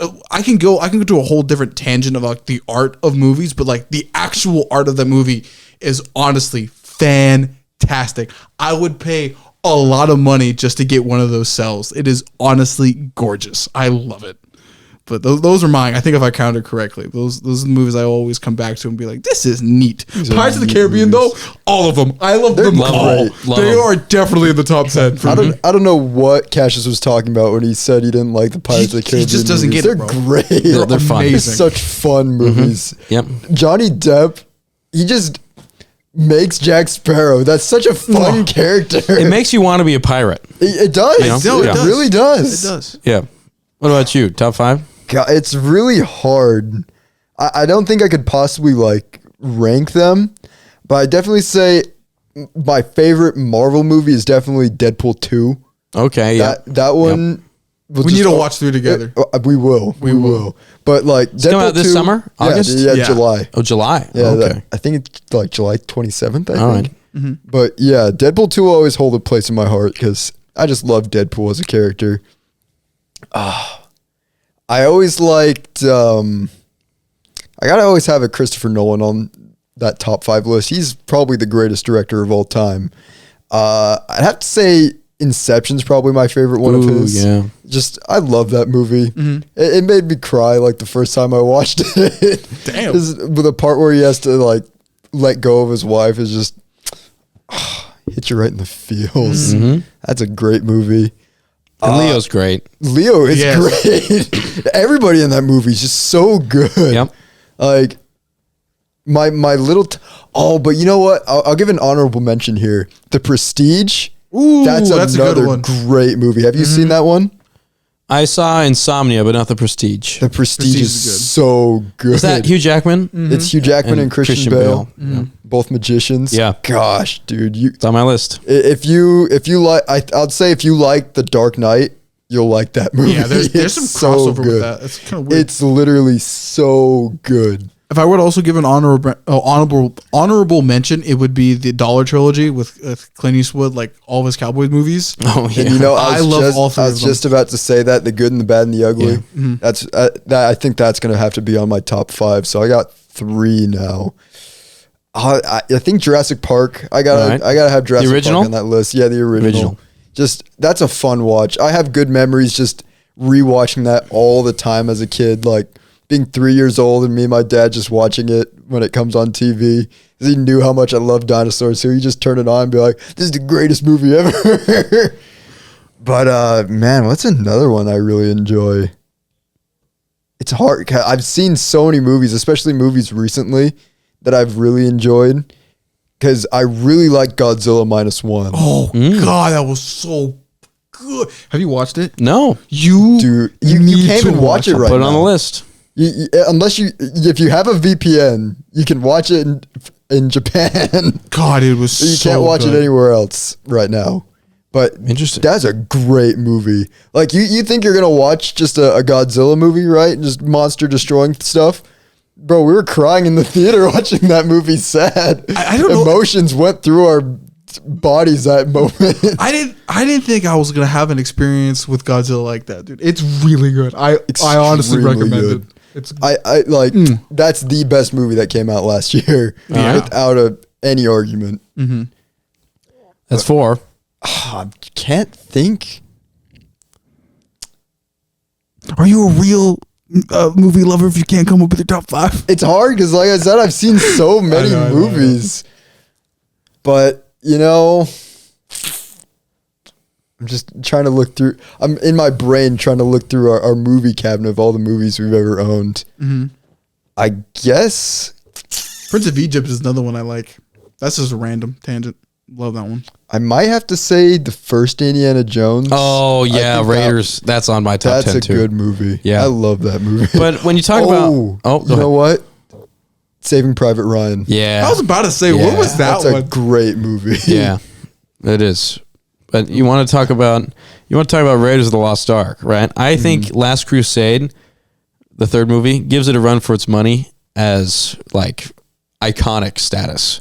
I think The Last Crusade is funnier than Raiders of the Lost Ark. I think the story is not quite as compelling, but at the same time, I think they do like just a fantastic job of not only keeping the audience engaged, but just storytelling, pure storytelling in the Indiana Jones trilogy. Because you know, Kingdom of the Crystal Skull and this other pile of, well, you know what, it was, you know, the Indiana Jones 4 and 5.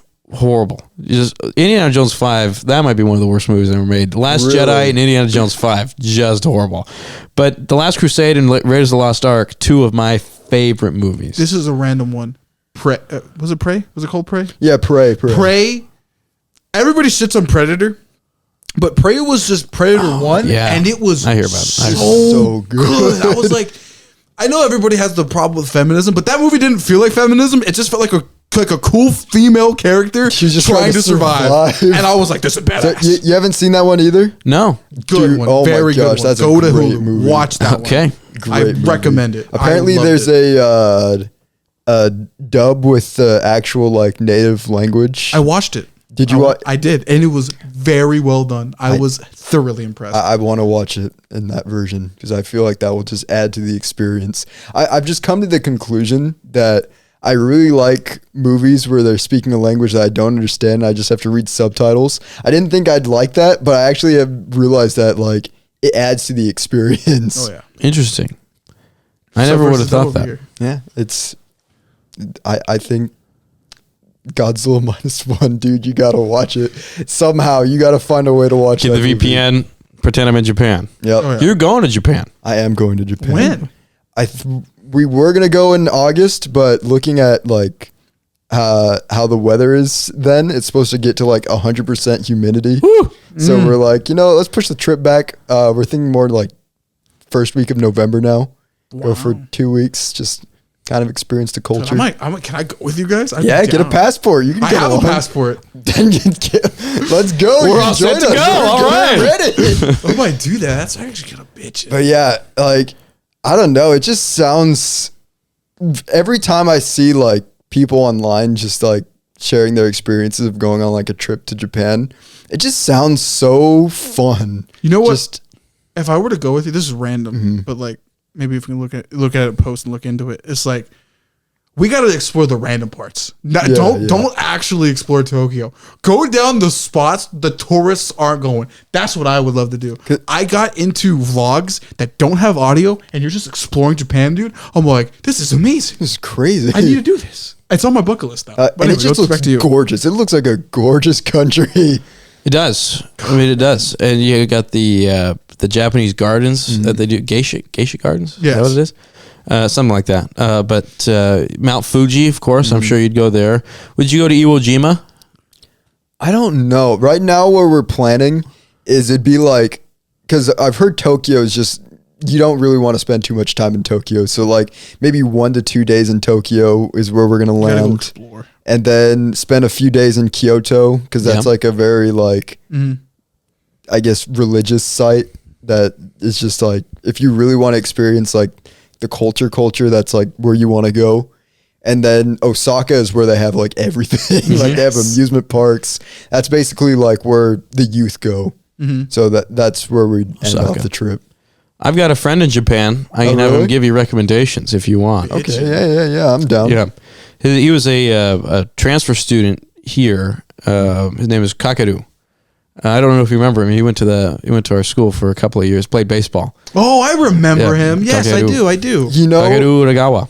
Yeah, great kid. I didn't know he was a transfer student. That's crazy. Yeah, his dad got a job at Mitsubishi here, and then they moved back. So he was here for a couple of years. He was great smile on that kid. He did. I remember passing you guys every once in a while, and I'd see him, and he'd always have a smile on his face. Oh, Never did. yeah. Never had not a smile. Very happy guy. Yeah, he was great. I mean, he brought his own lunch to school, and they were like authentic Japanese ingredients that he'd assemble his own lunch.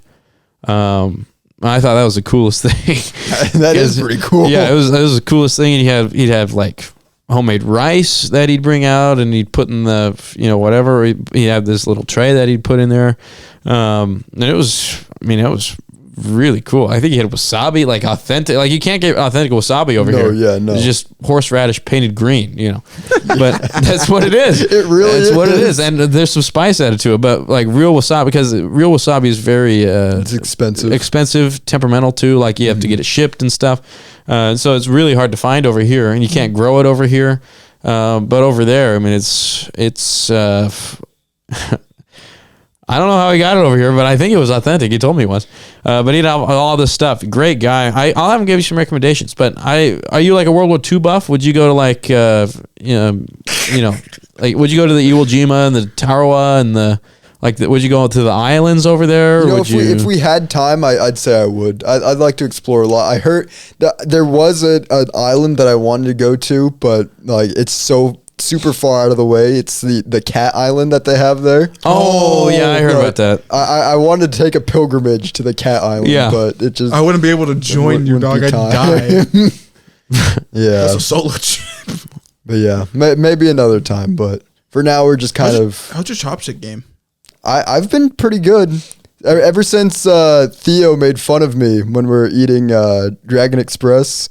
He didn't make fun of me, but he said he looked at the way I was holding him and said no comment. And I was like, what's that supposed to mean, man? I got good at them. Where's he at now? I don't know. I haven't heard from him Yeah, since man, I high lost school. contact with him. He despawned. He really did. He got rid of Snapchat one day. I'm like, all right, he's gone now. Yeah, that was... Because we've been talking about him in Pullman, me and the roommates, Garrett and Matthew. We were talking about, Theo Wu. That kid was great. We always loved that kid. Yeah, what he was happened to him? awesome. We don't know. No clue. We don't know where he went. Theo, come back. Come back to us. Yeah. If anybody out there knows where Theo Wu is, let us know, please. Let us know. We miss you, Theo. Yeah, look, man, I do. I thought he didn't tell me. I didn't even get to say goodbye to him before COVID. We were just all gone. Everyone was just gone. Last I heard when I talked to him before everything went down was that he wanted to join the military. Really? So I don't know if that's what he's doing now or what, but yeah, I don't know. He just disappeared. Good for him if he did that. I mean, we know Trey. You guys know Trey. Yeah. Ramirez. He's now second lieutenant. Really? Oh, shoot. He commissioned into the Marine Corps. Bitch. As an officer, second lieutenant. I wonder what Connor's. I was just playing video games with Connor before this. He was Connor. He was just in Pullman a couple of weeks ago. We visited Ethan and Grayson and Dylan and those guys. Wow, I didn't know. Yeah, I didn't get to see him. I was doing something. I don't remember what I was doing, but he was there for like a day. He and Ben. And so I was trying to go over there to see those guys. I couldn't swing it for whatever reason. I can't even remember why. But they're always cool guys. I always like those guys. Oh yeah, they're the best. You bet. I try to get into their Discord every once in a while just to say hi. Sometimes I just get caught up in everything. Yeah, good bunch of boys. Good people. Yeah. Staying connected is a very important thing. Oh yeah, That's for sure. extremely difficult when there's not a school environment. It is. To be honest. But at the same time, I mean, you don't have to have the stupid Snapchat streak, right? No. You don't have to talk every day, But if you give someone a call every couple of weeks, every couple of months, even. Oh yeah. That goes a really long way. Oh yeah. A really long way, because then you end up in the same spot down the line, right? In 5 years or so, you invite a bunch of people over, or somebody invites you over, it's for during a Christmas party or whatever. Everybody's back in town, and then you see everybody, and it's even more fruitful because you can say, I'm still friends with these people. Oh yeah. Not because we talk every day, like I said, but because we stayed in contact. We know what's going on. I think that's fantastic. Oh yeah. Oh yeah. Yeah. So I love doing the podcast. Come over to Caleb's. I'm so glad me and Caleb formed the bomb that we did. I wouldn't know where I'd be without it, to be honest. Honestly, that's why I love the podcast. I can just anytime I have friends are invited. Fry literally just reached out and was like, "Hey, I'm back in town. Want to do the podcast?" I'm like, "Heck yeah!" Well, hey, dude. look, you offered. You said, "Hey, next time you're in town, you let me know," because I'm not going to invite myself because this is your guys' thing here. Invite yourself. we will drop everything and be like, "Fuck it." I love having a guest on because we just have conversations like this. Yeah, me and Caleb can only talk about so many things. And then having a third person. Then we get awesome. radical and start trying to start a Revolution. Yes. Yeah. But no, man. Yeah, it's just I love my friends. You guys are awesome. Oh yeah. Man, we really did. We were really lucky, with the people we had growing up, right? I mean, just outstanding people across the board. Just great people. Yeah, everybody stayed super close too. Other than Theo, I miss you, man. Yeah, man. Wherever he went. Honestly, Theo's the reason why I was like, man, I gotta stay in contact with everybody, or else they might disappear. No, I think we've had this conversation in private. Do you think I don't know if you did it. I know Jackson and me and Caleb sometimes did it. The whole Theo Wu comment. We felt bad. Yeah, we kind of feel bad after that one. Just a little bit. Just was that a little bit culturally insensitive of us? Yes. Yes. It was. Yes. I'm sorry that we did that. Just to put that on public record. God. But we only did it because we liked him so much. Yeah. You know what I mean? We really were fond of that guy. Yeah. We only did it because he was a great kid, and we knew that. We wanted to yank his chain a little bit, right? Because we're not actually racists, okay? I should clarify that, okay? We're not actually where we grew up, right? I mean, I I did not care what the color of your skin was. I think that goes for everybody in Moses Lake. Nobody cared. Sure. Growing up, I mean, we all had. I mean, this very Hispanic town. We've all got Hispanic friends, right? I mean, we've all got. Hola, ¿cómo estás? See, and we've all got. There's a couple of Asian Americans here, right? We all knew those kids, right? They're all great, right? There was only a couple of black families here, but I remember getting to know a couple of those guys, and them just they're awesome, right? They're great. Really just vibed. Yeah, it was. I mean, we didn't care. We didn't care. And that was so great. And we started to get older, and we started watching the news, and there was like all the civil unrest, right? And I never felt any of that. That's when we start. That's for me when I started to look at things a little bit differently. It's like, well, what can I say and what can't I say, right? Yeah. Even if it's just mundane things, you know. And so it wasn't anything I think that we did that caused this.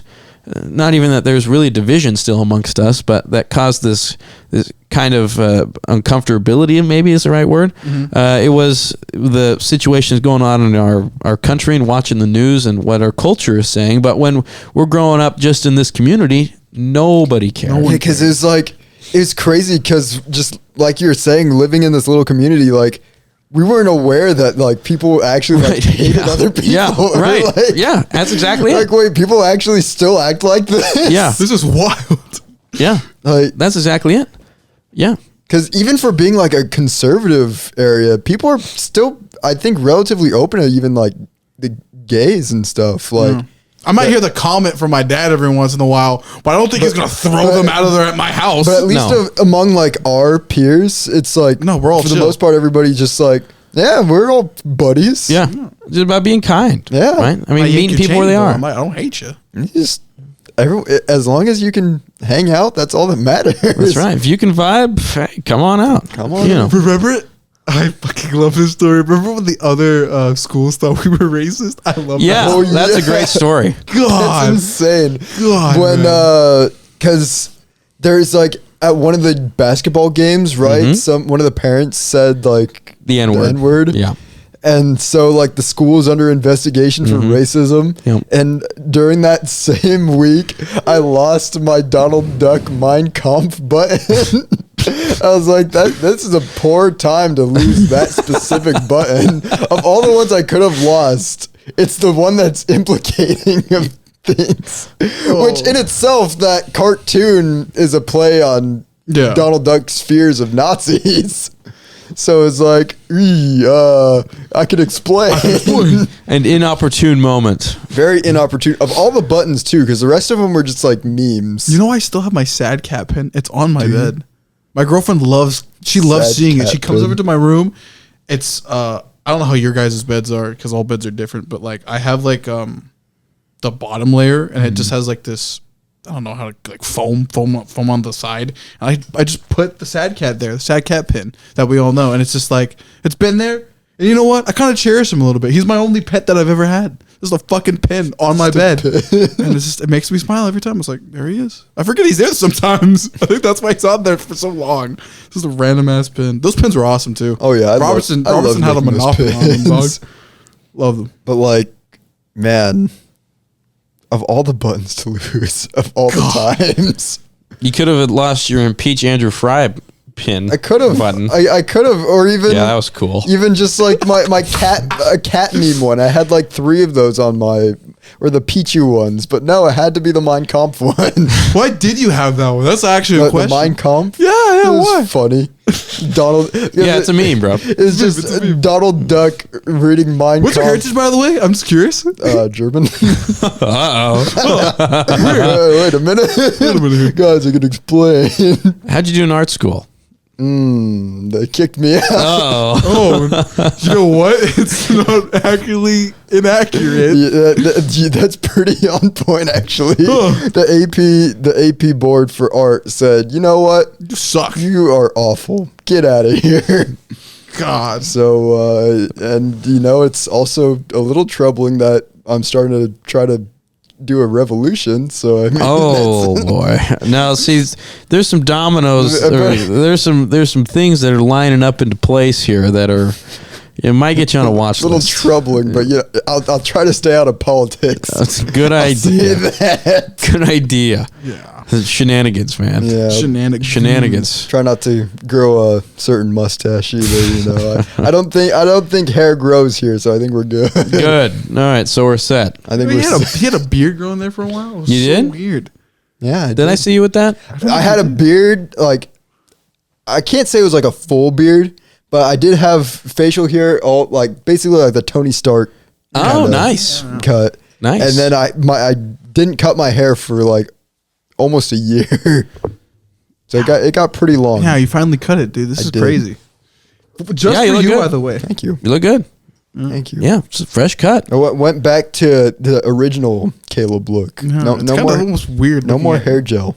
No more hair gel. No, I haven't been with this kind of hairstyle since 7th grade. Wow. God, dude, I'm getting fucking flashbacks. It was a little shorter, but I kind of figured out how to make my hair look not stupid. So years. it was like a years-long journey just to come back to my original hairstyle. Well, it's great. Yeah. you. And you go to the gym, you look Yeah. good, nice Thank and you. fit. Thank you. You're a good looking guy. Thank you. You I bet. appreciate it. No, the homies can say that. Okay. no. I'm just laughing at it. Here's This is another good. story that just came out because we just had Mother's Day, and I ran into one of my cousins whose girlfriend works at a boba shop that I like going to. Oh, here Milf in was hitting town. on you? Is that the No. Uh-oh. So apparently there was I think I know where this is a going. girl there who was into me. A Chinese girl would see me come in there. I'd get my drink and leave. And apparently she'd tell my cousin's girlfriend, she'd be like, "You know him? He cute. He handsome." That's how my cousin relayed it to me. I don't know if she actually spoke like that. Yeah. But yeah.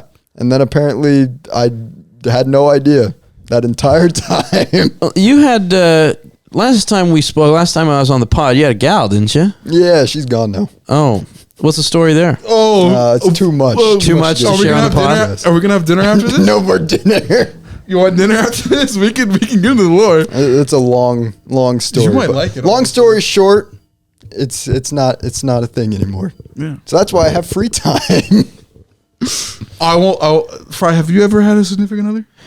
So, not particularly. Not, I wouldn't say significant. Flings? Spring fling. Yeah, I guess kind of. You know, one of my only regrets. You know, it wasn't just not a great situation. Not a great situation for the young man back then. That was a long time ago. No. You know, we all make mistakes. I mean, we all have things that we have done that we say, you know what, if that probably wasn't a good idea. You know, I can relate to that. I've had plenty. Yeah. Right. Yeah, and so that was one of them. And, you know, the big thing is you learn and you don't live in the past. And you say that was wrong and we're not going to do that again. Good job. You know, so. Listen to Fry. But no, I'll say this. Keep your free time, boys. It gets free taken time. up almost 90% of the time. So if you love the freedom, wait a little bit longer. Yeah. I'll just say that. But no, that situation sucked. But we're moving on. We'll move on from that. Yeah, we're good. We're all good for that one. But no, how are you? We got the lore drop on me and Caleb. What about you? Yeah, Fry. What's in store for you? Yeah. Well, you asked me a couple of weeks ago, you know, I can't remember why exactly. I can't remember why I missed you, so I started texting you. I can't remember why we started, what the reason was. Was it the Masters? Yes. You were watching it golf? was. Fry likes getting me into gambling, and I like gambling. So I get you into March Madness and I get you into the Masters. Yep. Yeah, because we do this little game where we pick golfers anyway. So we started talking. Okay. And so he asked me what's going on next. And so I said, well, you might want to sit down. Okay, because when you talked to me a couple of years ago when we knew each other in high school, I don't know if you ever would have thought this is going to happen to your boy, right? But I have decided, and it was a long process to make this decision, right? I am in August. I'm going to Wisconsin, Okay. to just south of Milwaukee. I'm going to seminary. Okay, I'm thinking about being a priest. Ooh. Yeah, what do you think about that?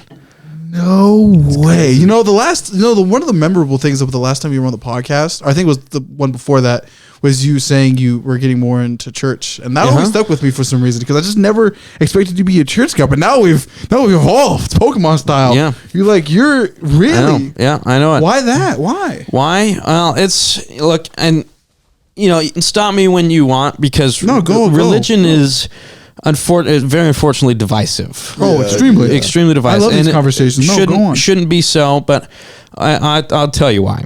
So we started this process, and in Pullman, there's a very strong Catholic community of people there. I'm Catholic, obviously, I might be a priest, you know, but so there's a very strong community. And the priest there, there's a church on campus, basically right on Greek Row, and the priest there, he's very mission oriented. He wants to send people on mission, right? So, for example, some friends of mine who I graduated with, 3 of them are going down to Belize to teach at a high school, a Catholic high school down there, and to be on mission, basically. They're not going door to door, right? Like some people we know. But they're... Funny enough, I saw them today, and I started to speed walk. I'm like, come on, man. I just came out to my house to walk for a little bit. I don't have time. I'm sorry. I'm good. That's funny. But... I mean, it's not door to door. I mean, they're not really driving like new conversion, but they are. What their mission is to give these high schoolers an encounter with our Lord, basically, because encounter drives conversion, and it drives happiness, basically, and joy, peace, all these great things that we all want. And so that's what Father Paul, that's his name, that's what he wanted to do. So 3 people are going to Belize. One is going to Mexico, and another one is going to go to a college campus somewhere to be determined through a mission organization. And so he came up to me, right, because I'd been a regular there, right? I mean, I've always been Catholic, but I got into it more in college just because the community is so strong. And it's the first time that like the system of beliefs I'd always kind of known, I could actually like see it and know it and feel it and all of these things. Like it came alive. Like the fire burning there is very hot. Okay. And so I became a regular, and Father Paul told me, he said, hey, I want you to apply to Belize. I want you to go down to Belize. And I said, I don't know about that one. Maybe not. I said, I don't even know why I said this, but I said, you know, I don't think that mission work is for me. You know, I'd feel more compelled to be a priest. And Father Paul goes, is that right? Interesting. He said, hold on. He said, wait a minute. You said the magic words, pal. He goes, is that right? I said, well, yeah, I guess so. And it is true. Like, you know, even last summer, I mean, just these passing thoughts of, hey, what if I was a priest? You know, so really, okay, this is so interesting. It kind of been on my heart for a little while, and so he put me in contact with this other priest who works with people who they call it discernment, who are discerning God's call for you, and so he put me in contact with this guy, and so I got talking to him. He sent me a book, and so I read through it a little bit, and we talked about it here and there, and really nothing really was happening. And very, very rarely do you hear God's voice say, Andrew, I want you to be a priest. Right? You know, that very, very rarely does that happen to somebody, right? And so they teach you have to pay attention to what your heart is doing, right? And where your heart's tugging you, right? And so we went through this process, me and some other guys, at the church there in Pullman. We went through this 60-day process. You read a couple of verses out of the Bible and you pray about it, right? It's 30 minutes a day, pretty easy. And so we started going through this, and we just started asking that question, say, God, what do you want? Right? That was the big question. God, what do you want?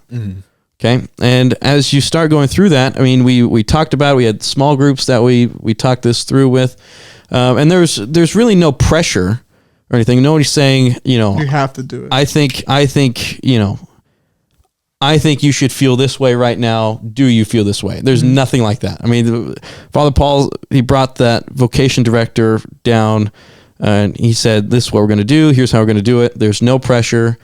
many of you are going to get married. That's what he said to this group of dudes.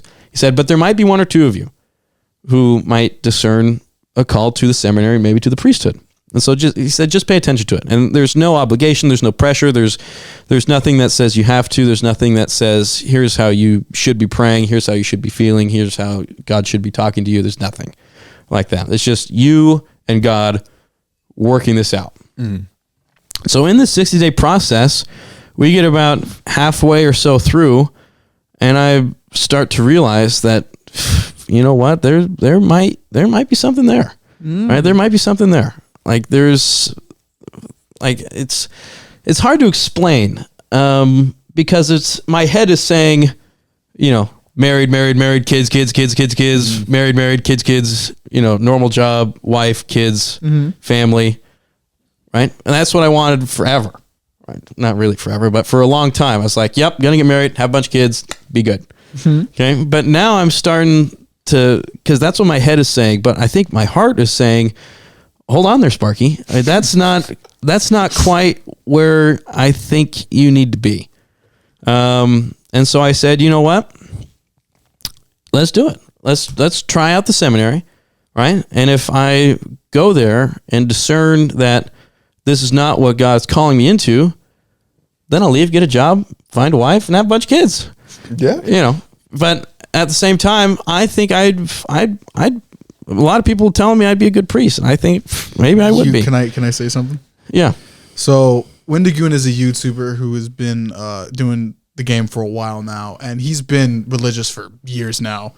And he talks in a certain way that I'm able to cue into it and be like, okay, you've had some experience talking for a while. There's a way you speak, and there's a way I speak, and they sound completely different. You, my friend, have a religious voice. You can preach. And don't laugh. It's true. There's a certain way I can talk to a crowd, and there's a certain way a religious person can talk to a crowd. You have the religious person talk. Well, thank you. And I think I knew that in high school. I was like, you talk in a very, let's everybody sit down. Let's talk about God for about an hour or two. You have that voice. You had it. I'm not trying to be some messenger or something like, hey, I was kind of like a little thing there, but I've always thought about that. That's besides the point. But well, thank you. Yeah. And here's what it comes down to, right? And this is like the basic, like baseline thought, right? If the God of the Christian religion is the true God, I believe that he is. Okay. And we say that this God is all knowing, all loving, and all powerful, right? Created the universe, created me, calls me his son, right? If that's the truth, I believe that is the truth, and he's telling me, I want you to be a priest, right? I'm going to tell him no, right? I'm going to say, no, I'm going to have a wife and I'm going to have kids. Right? Sorry, God, I'm not listening. Look, far be it, no. I'm not going to say no to him, right? If that's the God that I know, and that's the God I believe in, and it is, right? How am I going to tell him no? Yeah. If you're in my shoes, you see what I'm saying here? I understand. I get it. I think there's literal stories in the Bible that are just like people who do that, where God's like, hey, man, I need you to do this. And they're like, I don't think so, God. Mm-hmm. And they don't go good for those guys. No, it doesn't. Jonah got swallowed by a whale. He did. He really did. Yeah. Doesn't work out so good. And they even said this. Nobody's forced into the priesthood. Mm-hmm. Nobody's forced to do that. If you want to get married, and you really want to do it, even though God might not want that for you, and you go do it, I mean, he's going to let you do it. Yeah. Right? You can still go do it, but you're not going to find that ultimate happiness that you would have if you were a priest.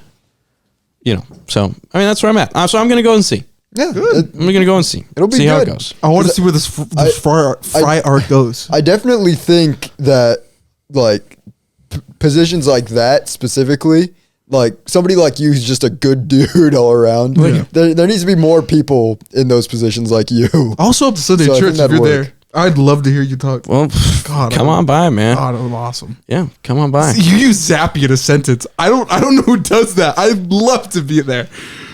What word did I use? Was it Zappy? I don't even remember. I was like, I can't even use that in a sentence. I don't even know that word existed, and you use it, and it's just like, man, you're built for it. Caleb in post, replay whatever word that Yeah. Alex is referring to. Man, I'm not really sure what word he's talking about. I'm just trying to play Paper Mario. I was like, dude, this is so. You speak in a way that engages an audience, like YouTuber who's studied this stuff too much. You can pull them in. It's Thank very you. good. Mm-hmm. Now, if I can bring people, right, to know our Lord the way that I do, right, and I tell you, there's been no greater peace, joy, happiness, love that I've ever felt, right, more in my life than when I started diving into faith. There's no more peace, no more joy, no more happiness. Is because we're talking about the guy who is all of that.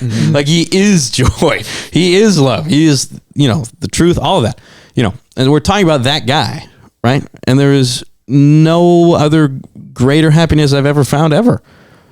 Right. And so if I can give that to people, and I tell you, there's some people that I know who are in desperate need of this love and truth and joy. I mean, I know people who haven't been happy in years, right? Who are living out of this guilt and living out of shame and living this lie, right? That they're worthless, that they're nothing, that they're unloved, right?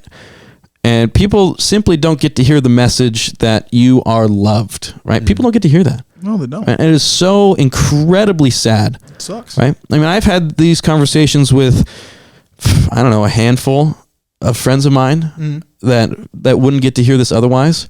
And I sit them down and I realize that, I mean, they're living out of this place of they're living a false reality because they don't know who they are. Oh yeah. Right. Yeah. And so, I mean, all these evils, you talk about comparison. I mean, you talk about comparison's a big one. And people think, I'm not good enough. Right. And that's just simply untrue. And you tell people this. I mean, I go out and tell people this, right? We have these conversations and I look at them and I tell them these profound truths about like who they are as a son or daughter. Right. And it breaks them down. It breaks them down. I mean, it's just it's a tearjerker. It is just sobbing because they don't know. And somebody comes around and tells them the truth and they are so happy to hear it, but deep down they don't believe it still. It takes more. Yeah. Convincing a person is extremely difficult. Well, convincing a person that they're not as disgusting and gross and worthless as they think they are, because that's a lie that you start telling yourself at a very young age. Right? And that's something that I've had to work through. I don't know about you guys. Oh, but no, definitely. Myself personally, right? I was always that guy who, I mean, everybody else is getting girlfriends. Everybody else is popular. And here's me. I mean, I've just times in my life I felt so alone and so stupid and worthless and, ugly and stuff. Right. And I laugh because it's funny now because now there's none of that. There's so much peace now. And people don't get to hear, like I said, how much that they are absolutely loved. And that's what I want to bring to people because, it's first of all, the truth. And second of all, it's so healing for them to hear this. I told you, it breaks them down. It really does. So if I can bring that love of God to people, that's, I think, what I want to do. Yeah, that's good, man. That's very good. I'm extremely happy to hear this. This is you're down a good path. The most positive thing that has ever been said on this podcast. Definitely. Definitely. By a long shot.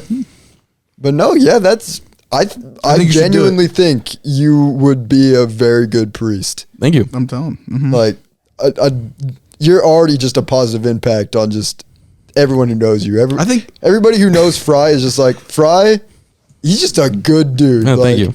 I don't think I've ever had a bad experience with you. Oh, thank you. Oh, yeah. It's always been positive. It's kind of weird. I like thinking of you as kind of like the Don of our friend group. Like the Don. Yeah.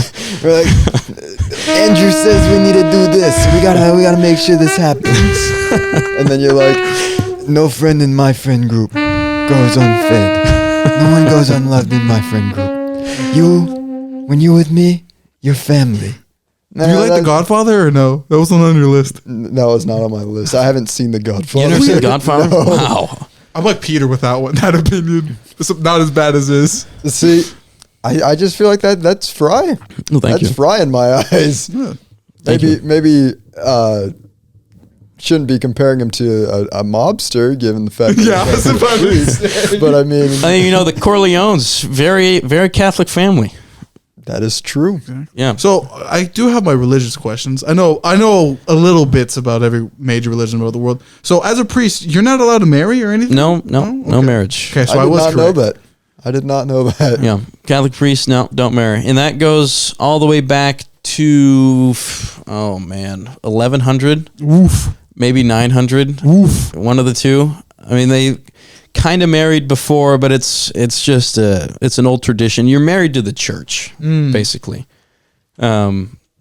Jesus never got married. The apostles, most of them, all of them, never got married, right? So it's a very established idea that some men are called not into marriage, but to serve God's church, right? So that's the idea behind it. So where would you? Okay, so if you did end up becoming a priest, where would you go? Would you come back here or like? No, I wouldn't be here. So there's separate regions. They call them dioceses, right? So there's the Diocese of Yakima, which is what Moses Lake is in. But then there's Spokane, which is basically Eastern Washington. And so that's where I would go, somewhere on Eastern Washington somewhere. Yeah. Okay. Okay. So, Gotta go to Spokane now more if it ends up happening. Go see Fry. well, I'd be in Spokane. I might be in Pullman, Walla Walla, Pasco for some reason. Pasco. Yeah, Pasco, Kennewick, and I might end up Richland or moving to Yakima. Pasco if anything. I was having a conversation with my girlfriend and I'm like, if things go the way I think they do, cross my fingers, it's just like Pasco might be the move. Shockingly, I don't think it's too bad to my knowledge. Right? I don't hear anything I coming think so. No. bad out of Pasco. Tri-Cities is growing big time. Yeah. Oh yeah. Big time. Yeah, it's like big town now. It's a nice place. I love going bet. there. Yeah, you bet. I mean, it's kind of like a big city, but it's still spread out, right? I'm sure your girlfriend would love it. They say, wow, this urban planning is immaculate. Oh no, I think my girlfriend's made comments about it. She's like, yeah, it's a pretty good place, and I'd be like, developing Tri-Cities, they might need some urban development. I told her, and looking at the numbers, Kale was right. They make a lot, and I'm like, amazing. This is great. And then I've told her to try other things. And this is me talking, but I felt like if you're planning it out, you might as well build the building. So I'm trying to push her into that. Be like, why don't you just make a place or something? I don't know. Make it like an orphanage or something. I told her about this. She goes to therapy, and her therapist said, traumatic lore of a 16-year-old going to a completely different country, but like building like a Guatemalan community or something. So I feel like maybe she could do something like that. Yeah, community's huge. Oh yeah, big time. Oh, it's huge. Big time. Yeah, you bet. Yeah. I would love to be a part of that. Oh yeah. I know there's speaking from the Hispanic side of things, Mexicans really don't get along with the other Hispanics for some reason. Don't ask me why. It's just generational. But there's not too much of a difference between Guatemalans and Mexicans, shockingly. So I would love to live in a place like that. If she were to make a neighborhood or community built around that, I'd thrive. I'd love to talk to everybody just to get I know gossip is a bad thing in the Bible, but just to talk to people about certain subjects and just like, okay, what's happening? What's going on? So on and so forth. I would love it. I think it would be cool just to get out the house. That's one big thing I've been trying to do. Get out the house. You bet. It's important. You bet. I hate being in my room. I hate being on my computer unless I'm gaming, but I hate it. I want to go do something outside. That's why I just love days where I can just go to the park, play frisbee golf, play tennis. I gotta do that more. You just get some discs and we can I just go out want on to the be weekend. out there with you. I don't have to actually be the You activity. don't want to play. You're just gonna be I'm out just there. gonna be out there in the park. grass and be like, Caleb, what are you doing? I'm still playing golf. Cool. Just chilling there, bro. fun. That's all I need. Honestly, just being out in nature in any capacity, so fun. Amazing. Did you see the lights? Or no? I did. yeah. Oh, yeah, I did. I went out to Stratford. Yeah. I saw everything. Yeah. I saw it change in real time. I'm like, this is amazing. It was mesmerizing.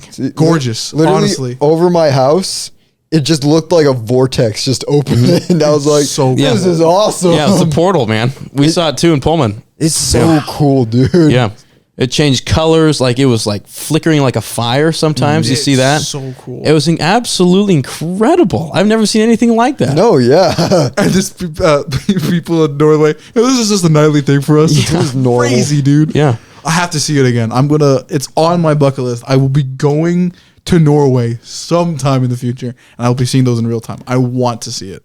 Yeah, Sounds so cool. that was honestly a great experience. Yeah. Because we're just outside having a campfire, and all of a sudden my dad comes running in to the backyard, and he's like, "Guys, you have to see this! Look up." And we look up, and we're like, "Oh my gosh, it's a wormhole!" Yeah. Yeah. It was crazy. And it started out in Pullman. It was just a gray band across the sky. Yes. And so it was like, well, okay. I mean, that's kind of cool, I guess. But we went out into the middle of the wheat fields. Actually, I think they were garbanzo beans. And so we're out in a garbanzo bean You'll get a field. good view from. And we just looking straight up for 2 hours, which was still on the kind of neck. doing wonders on my neck a little bit. We were looking straight up for 3 hours, But and eventually, the gray band started to shift, and then came the color. Right, there's the the faint color was- green on the horizon. It turned The into red and some purples. A little bit of blues in there. Yeah, a little bit. Yeah, It was and so cool, Yeah. dude. I'm so happy I saw it. oh yeah, I'm so happy I know, just drove out. I took some pictures of it while it was going on. I took some out here. I went through town and took some pictures, and I was like, wait a minute, I work for the newspaper. So I texted the editor. I was like, hey, do you want some pictures of the Aurora Borealis? And he's like, yeah, send them over. So I got one of my pictures in the paper too of the cool, Northern dude. Lights. I am so happy I was there for that. It was neat. I will never forget that day at all. So cool. and again, I've never seen anything like that. No, yeah. In the sky, moving and changing colors. It's absolutely nuts. Crazy. Like, Right. but I still can't even like comprehend that happened. It's like that's something straight out of like a movie. Where it's You know- just like the colors in the sky, just vibrant too. Like just, I love space. You know how powerful it was too? People in India saw it. Really? Yeah, on some of the higher mountains, you could literally see it. That's how big that solar storm was. So Oh, it's like dang. technically speaking, on a scientific scale, that's terrifying. We shouldn't be able to see that, and we need to heavily prepare for like more stuff like that in the future. Because if it was like any stronger, we would have had problems. But it was good for the most part there. Mm-hmm. But it was wow. I will never forget that. It was awesome. Just beautiful. And you know what? My brother, my mom, and my dad didn't see it. They didn't even bother going outside. I am so Really? happy I went out that night. Yeah. Oh, it was awesome. Yeah. I bet. Yeah. I mean, it reminded me kind of I don't know why. I just got when that you saw like the vortex. Yeah, like it was, the portal opened up Yeah. like straight up top. I'm like, is there like be a Demogorgon coming out of that thing? Like about a Stranger Things or 'Cause, like- something? Like, is this how Vecna gets in? like what's going on here? It Doom guy really coming? does, because like in one of the pictures I took, it literally looks like how in like Star Wars when they're going through hyperdrive, it Yeah. looks exactly like that. Like, dude, space is so cool. So wild. Like, do you even on normal nights, you guys ever just like sit out and just look at the stars, just like Beautiful. Not in my neighborhood. No, it's not because good. But you I can't went. really see it with the light pollution. Yes, if you go out to Stratford and farther out, I don't think I've ever seen the stars that clearly. dude. And it's on my bucket list again. I want to see all the astral phenomenons ever. I want to see like to go out in the middle of like nowhere, zero lights. I want to see if I can see the Milky Way, the center of it, because you can with the naked eye, and I need to see it. yeah. I will not die until I see it. Until I see that middle is when I can say I can die. I want to see that. Even where so we go bad. camping too, because like there's light pollution regardless of where you are here in Moses Lake. But like where we go camping, that's just like out in the forest. So like you see so many stars. Like you think you see a lot of stars here, but it's just like so much. Yeah. And that's probably not even all the ones that you can see in even clearer environments. Well, I went to Hawaii last summer, the Big Island, Yes. and went up the Mauna Kea. They do stargazing. It's the kind of like the lesser of the two mountains on the Big Island. There's the Mauna Loa, which is huge. It's the biggest mountain in the world because it extends below sea level. But then there's the Mauna Kea, which is a little bit shorter. But you can drive up there and they do stargazing because there's a observatory up there. So there's zero light pollution. Oh, shoot. So you walk up there and they teach you how to take pictures because you can look up and you see the Milky Way. You see all of it. You see the constellations. You see we gotta go. the Milky Way. You see all of it. And I've got a picture of it because they teach you how to take those long exposure photos on the iPhone, right? And so these pictures come out incredible because you can see basically all of the stars that you saw with your eye. You could take a picture of it. And they teach you how to do it. That's so cool. And it's really cool how much you can see up there. And I wasn't looking for the center of the Milky Way. I don't really know what that is. Like there's a black hole there, obviously, but I was looking for it. But I mean, there's a whole band of just white, looks like white dust just across the sky, and you're like, those are all stars. stars. Those are stars. Like, wow. That's really cool. Yeah. Mark, I'd recommend it. I was watching a Markiplier video. I got into like his series of like all the like space related stuff, and he was talking about it. It was like, dude, I literally couldn't comprehend what I was looking at. Everything was a star. I'm like, all those have planets and asteroids and a whole. I want to go to space so bad. I hope by the time I'm so like 80, we cool. can go to space or something. I need to, dude. Like, we have the technology. Just let me go up once. I just want to see the Earth in all of her majesty and just be like, okay, I'm done. This is endgame. I'll always say, if there's ever like a planet-ending asteroid coming towards the planet, put me on a rocket and send me on a suicide mission to stop that asteroid. Armageddon style? Armageddon style. Just the last thing I get to see is the planet from space and all the stars. Is just be like, that's a way to go, man. Yeah. So cool. It's either that or the Starship Enterprise. You ever seen Star Trek? My And then you dad's guys- a big Star Trek fan. But I know a little bit about it, but not too much. I'm a Trekkie, personally. Trekkie. I know it's nerdy. I'll be the first one to tell you. Hey, I like Doctor Who. We're all good here. Okay, that's fair. You guys get into that sketch stuff lately? Which sketch? Sketch, thank you, brother. No. You never seen this guy? Oh No, I no, have no! not. My brother has. I said it like off. Like, I don't know where it came from, but I would be like, "Yes, brother." Yeah, that yes. stuff. I'm shocked that you guys haven't seen this. See, And he's blowing up. I've heard like ramblings about him. I have no idea who he is. Where I've been lately is I've just been so busy with just trying to focus on like making my own stuff that I haven't really watched anyone else's content on YouTube. I don't know really what's going on It's anymore. fair, man. No, it's fair. It's totally reasonable. Especially since I deleted Twitter too. I have no idea what's going on in the world. It's probably a good thing. Yeah. You watch the news too many nights in a row, and it's just like Brings you down. It's depressing. But yes, sketch. Not familiar with this. Okay, game. well, look, I won't say anything more now, but I thought you guys would have heard of this by now because we got introduced to him, my roommates and I, before he was big, and he was playing Madden, right? And so he pretended like he was actually in the game, right, on stream. Now, because he's a streamer, right? And so he'd call plays and stuff, right? He's in the shotgun. You're like, Tuesday, Uber, cancel, Tuesday. Check, cancel, stack, meat on meat. Then he'd snap the ball. Like he's calling audibles, and it's hilarious. Like he does this all the time. He tap right there, tap like that. Or he'll start flying like this, looking around like he's the quarterback behind the center, going like this, go like this, hands on his ears like he's checking Pressure the makes play call. diamonds. That's okay. Pressure makes diamonds. I love That's how pressure. he says it. Now he talks, and I've heard him say this on an interview. He talks like Trump. It's Trump's cadence, right? Because when you're talking like Trump, you really don't have to say anything. You can just say the same word, right? You say that was a great play. It was a fantastic play. That's what they're saying. Everybody's saying it was a fantastic play. I said, I know. I ran the play. It was really good. It was a really good play. I just said the same thing 8 different ways, right? And when you're saying all these things, you can think of what to say next. And he says when he's on stream, that's important for him, to keep it going. I never even thought about that. Yeah, that's true. Because when you have when you kind of do that impersonation, and he doesn't really, But he talks with that, like he said, that cadence. Yeah. And when he does that, it gives him more time to think about what to say, and it's funny. It's like a win-win.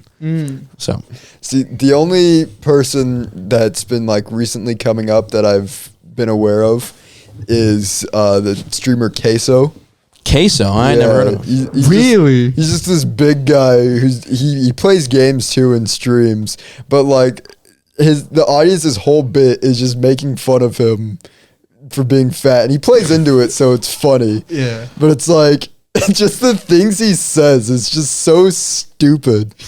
But it seems like there's a lot of just up and coming streamers that are just really enjoyable to watch. Till they do their first heinous crime. Hopefully Yeah. not these guys. Hopefully that's behind us now. I'm trying to go please. out like Matt Pat. Yeah. I'm just here to make content, and then I'll leave eventually. That's He had a good run, Matt He Pat. really did. Generational. Does he still do game theory, or is he done with No, he's everything? done with all He's of it. done. He's He's just retired. he's just in the background. He'll help, but like he's tapped out. Now he's just going on his retiring tour on all these retiring different tour. channels and stuff. That's what he's mainly been doing for like. He's got I a think kid now, doesn't he? Yep. He does. Or two? Just one? one. Just, Just one. one. Good for him. Yeah. I think this was on Twitter. He's like, "Oh yes, I'm finally on retirement, guys." His son, can we play a game, Dad? Yeah, sure. Can you guess what the game goes, guys? Oh my gosh. Five Is Nights it- at Freddy's. Yeah, of course. Can we play, Dad? Sure. Oh boy. No. I can never escape it. Gosh, yeah. Well, what a legend. That guy will go down as a legend. Yeah. Oh, yeah. Oh, this is just a tangent. Since we're all movie guys, Markiplier, I think, finished He filming. finished Iron his Lung. Iron Lung movie. Yeah. Did you hear Really? about that, Fry? No, I didn't hear he's making a movie. Yeah, it's based on an indie game that came out, I think, 2 years ago now. yeah. Wow. He played it, really enjoyed it, and is making a full feature-length film that's going to be in theaters. So, I think he just wrapped up editing last night. I don't Or think at it was least- editing. I think was it editing or or just the movie in general is just wrapped up. Yeah. That they finally finished it, or at least that's what he's alluding to. Wow. Yeah, good for him. I'm very Yeah. interested because he's shockingly a filmmaker. Like I just did Markiplier in space for funnies. That's it's so good, Fry. yes. In Space with Markiplier and Heist with Markiplier are actually really fun to watch because it's like it's interactive, but also just like seeing like because you know him as just like a gaming YouTuber just making his gaming content, but like when he makes like full productions, it's really good. Like he has like a super creative mind. Yeah. Yeah. Like A lot of those guys do. yeah, you know? if you have time either tonight or this weekend, just I'll take have time to. to watch one of them because it's so good. I'll have to. Yes. I'm genuine. I am seated. I'm waiting. I want to see what ends up happening. Somebody farted. Honestly, because seeing like what the game was and what he could possibly make into a movie, that's probably my most anticipated movie right now. Oh yeah. Ju- Me too. I just want to see it like it because like this is Did his he first work- major outing. Did he work really. with the game creator at all? I think so. Yeah, at least with like how the story's supposed to go. I want to see if it's just going to be all in the sub, or is there going to be like, to think there's like somebody on the fandom wiki is like, all right, so the movie's canon, so this is our main character, Blarkiplier, Blarkiplier. and he's I want to see what happens. I'm so intrigued. I think it's gonna be interesting. Yes, I'm seated. I want to know what happens. How long have we been recording? Are we recording for 2.5 hours. Jeez. About on par for. Somebody coming on the podcast. yeah. Interesting. Well, I guess we'll begin wrapping up here then. Fry, I don't usually ask this, but I thought I'd start asking this to the guests now. Do you have anything you'd like to share with the audience? Yeah. Nothing that hasn't already been said, I don't think. I mean, this has been a very I love these episodes. productive 2.5 hours. Doesn't feel like 2.5 hours. No, It does yeah. not. Yeah, the conversation was good and the chair is comfy. Oh yeah, These chairs are good. but we went all out with the chairs. Yeah, well, you did good, kid. You did Thank good. you. Thank No, you. I like it. No, it's always a joy to come on, and usually when, well, I guess the last time I was on, we had a topic we wanted to cover. It was sports. But this time is just Homies. come and It's just chit chat. It's been so long since we've seen you that it's just might as well just talk and see where it goes. Yes, hey, someone's got to do it. Yeah, you know, it's true. So I had to fit that line in. Someone's got to do it. That's been a big line in my vocabulary lately. Someone's got to do it. Hey, someone's got to do it. You know, so that someone's got to do it, and heinous. So if there are words to live by, it is someone's got to do it. That's what it's been for me lately. So that's what I'll leave you with. There we go. Yeah, someone's got to do it. That's good. Alex, do you have any final comments? Life is difficult, but you'll always get through it, and there's always optimism at the end of the road. Just because everything is black and darkness doesn't mean you can't be your own light. So keep pushing. You might be thoroughly shocked at what eventually comes out of all of it. Well said. Well, all I got to say is, Fry, it is always a pleasure to have you on the podcast. Always just a pleasure chatting with you in general. Yeah. It's just Thank you. Great guy. But I hope we have you on again before you go on your journey. You tell me, man. If timing doesn't allow it, then well, maybe we'll see you again at the end of the road. Yeah. Only time will tell. You act like he's a special event. Fry, really? It's special. It's special having having the buddies on. And I'll drink to that. Drink to that. Because someone's got to do it. Someone's got to do it. Anyway, that's it for this week's episode. Be sure to like, comment, subscribe, share the podcast. Check out any other stuff I put out because I try to make good stuff. And other than that, that's it. Peace out.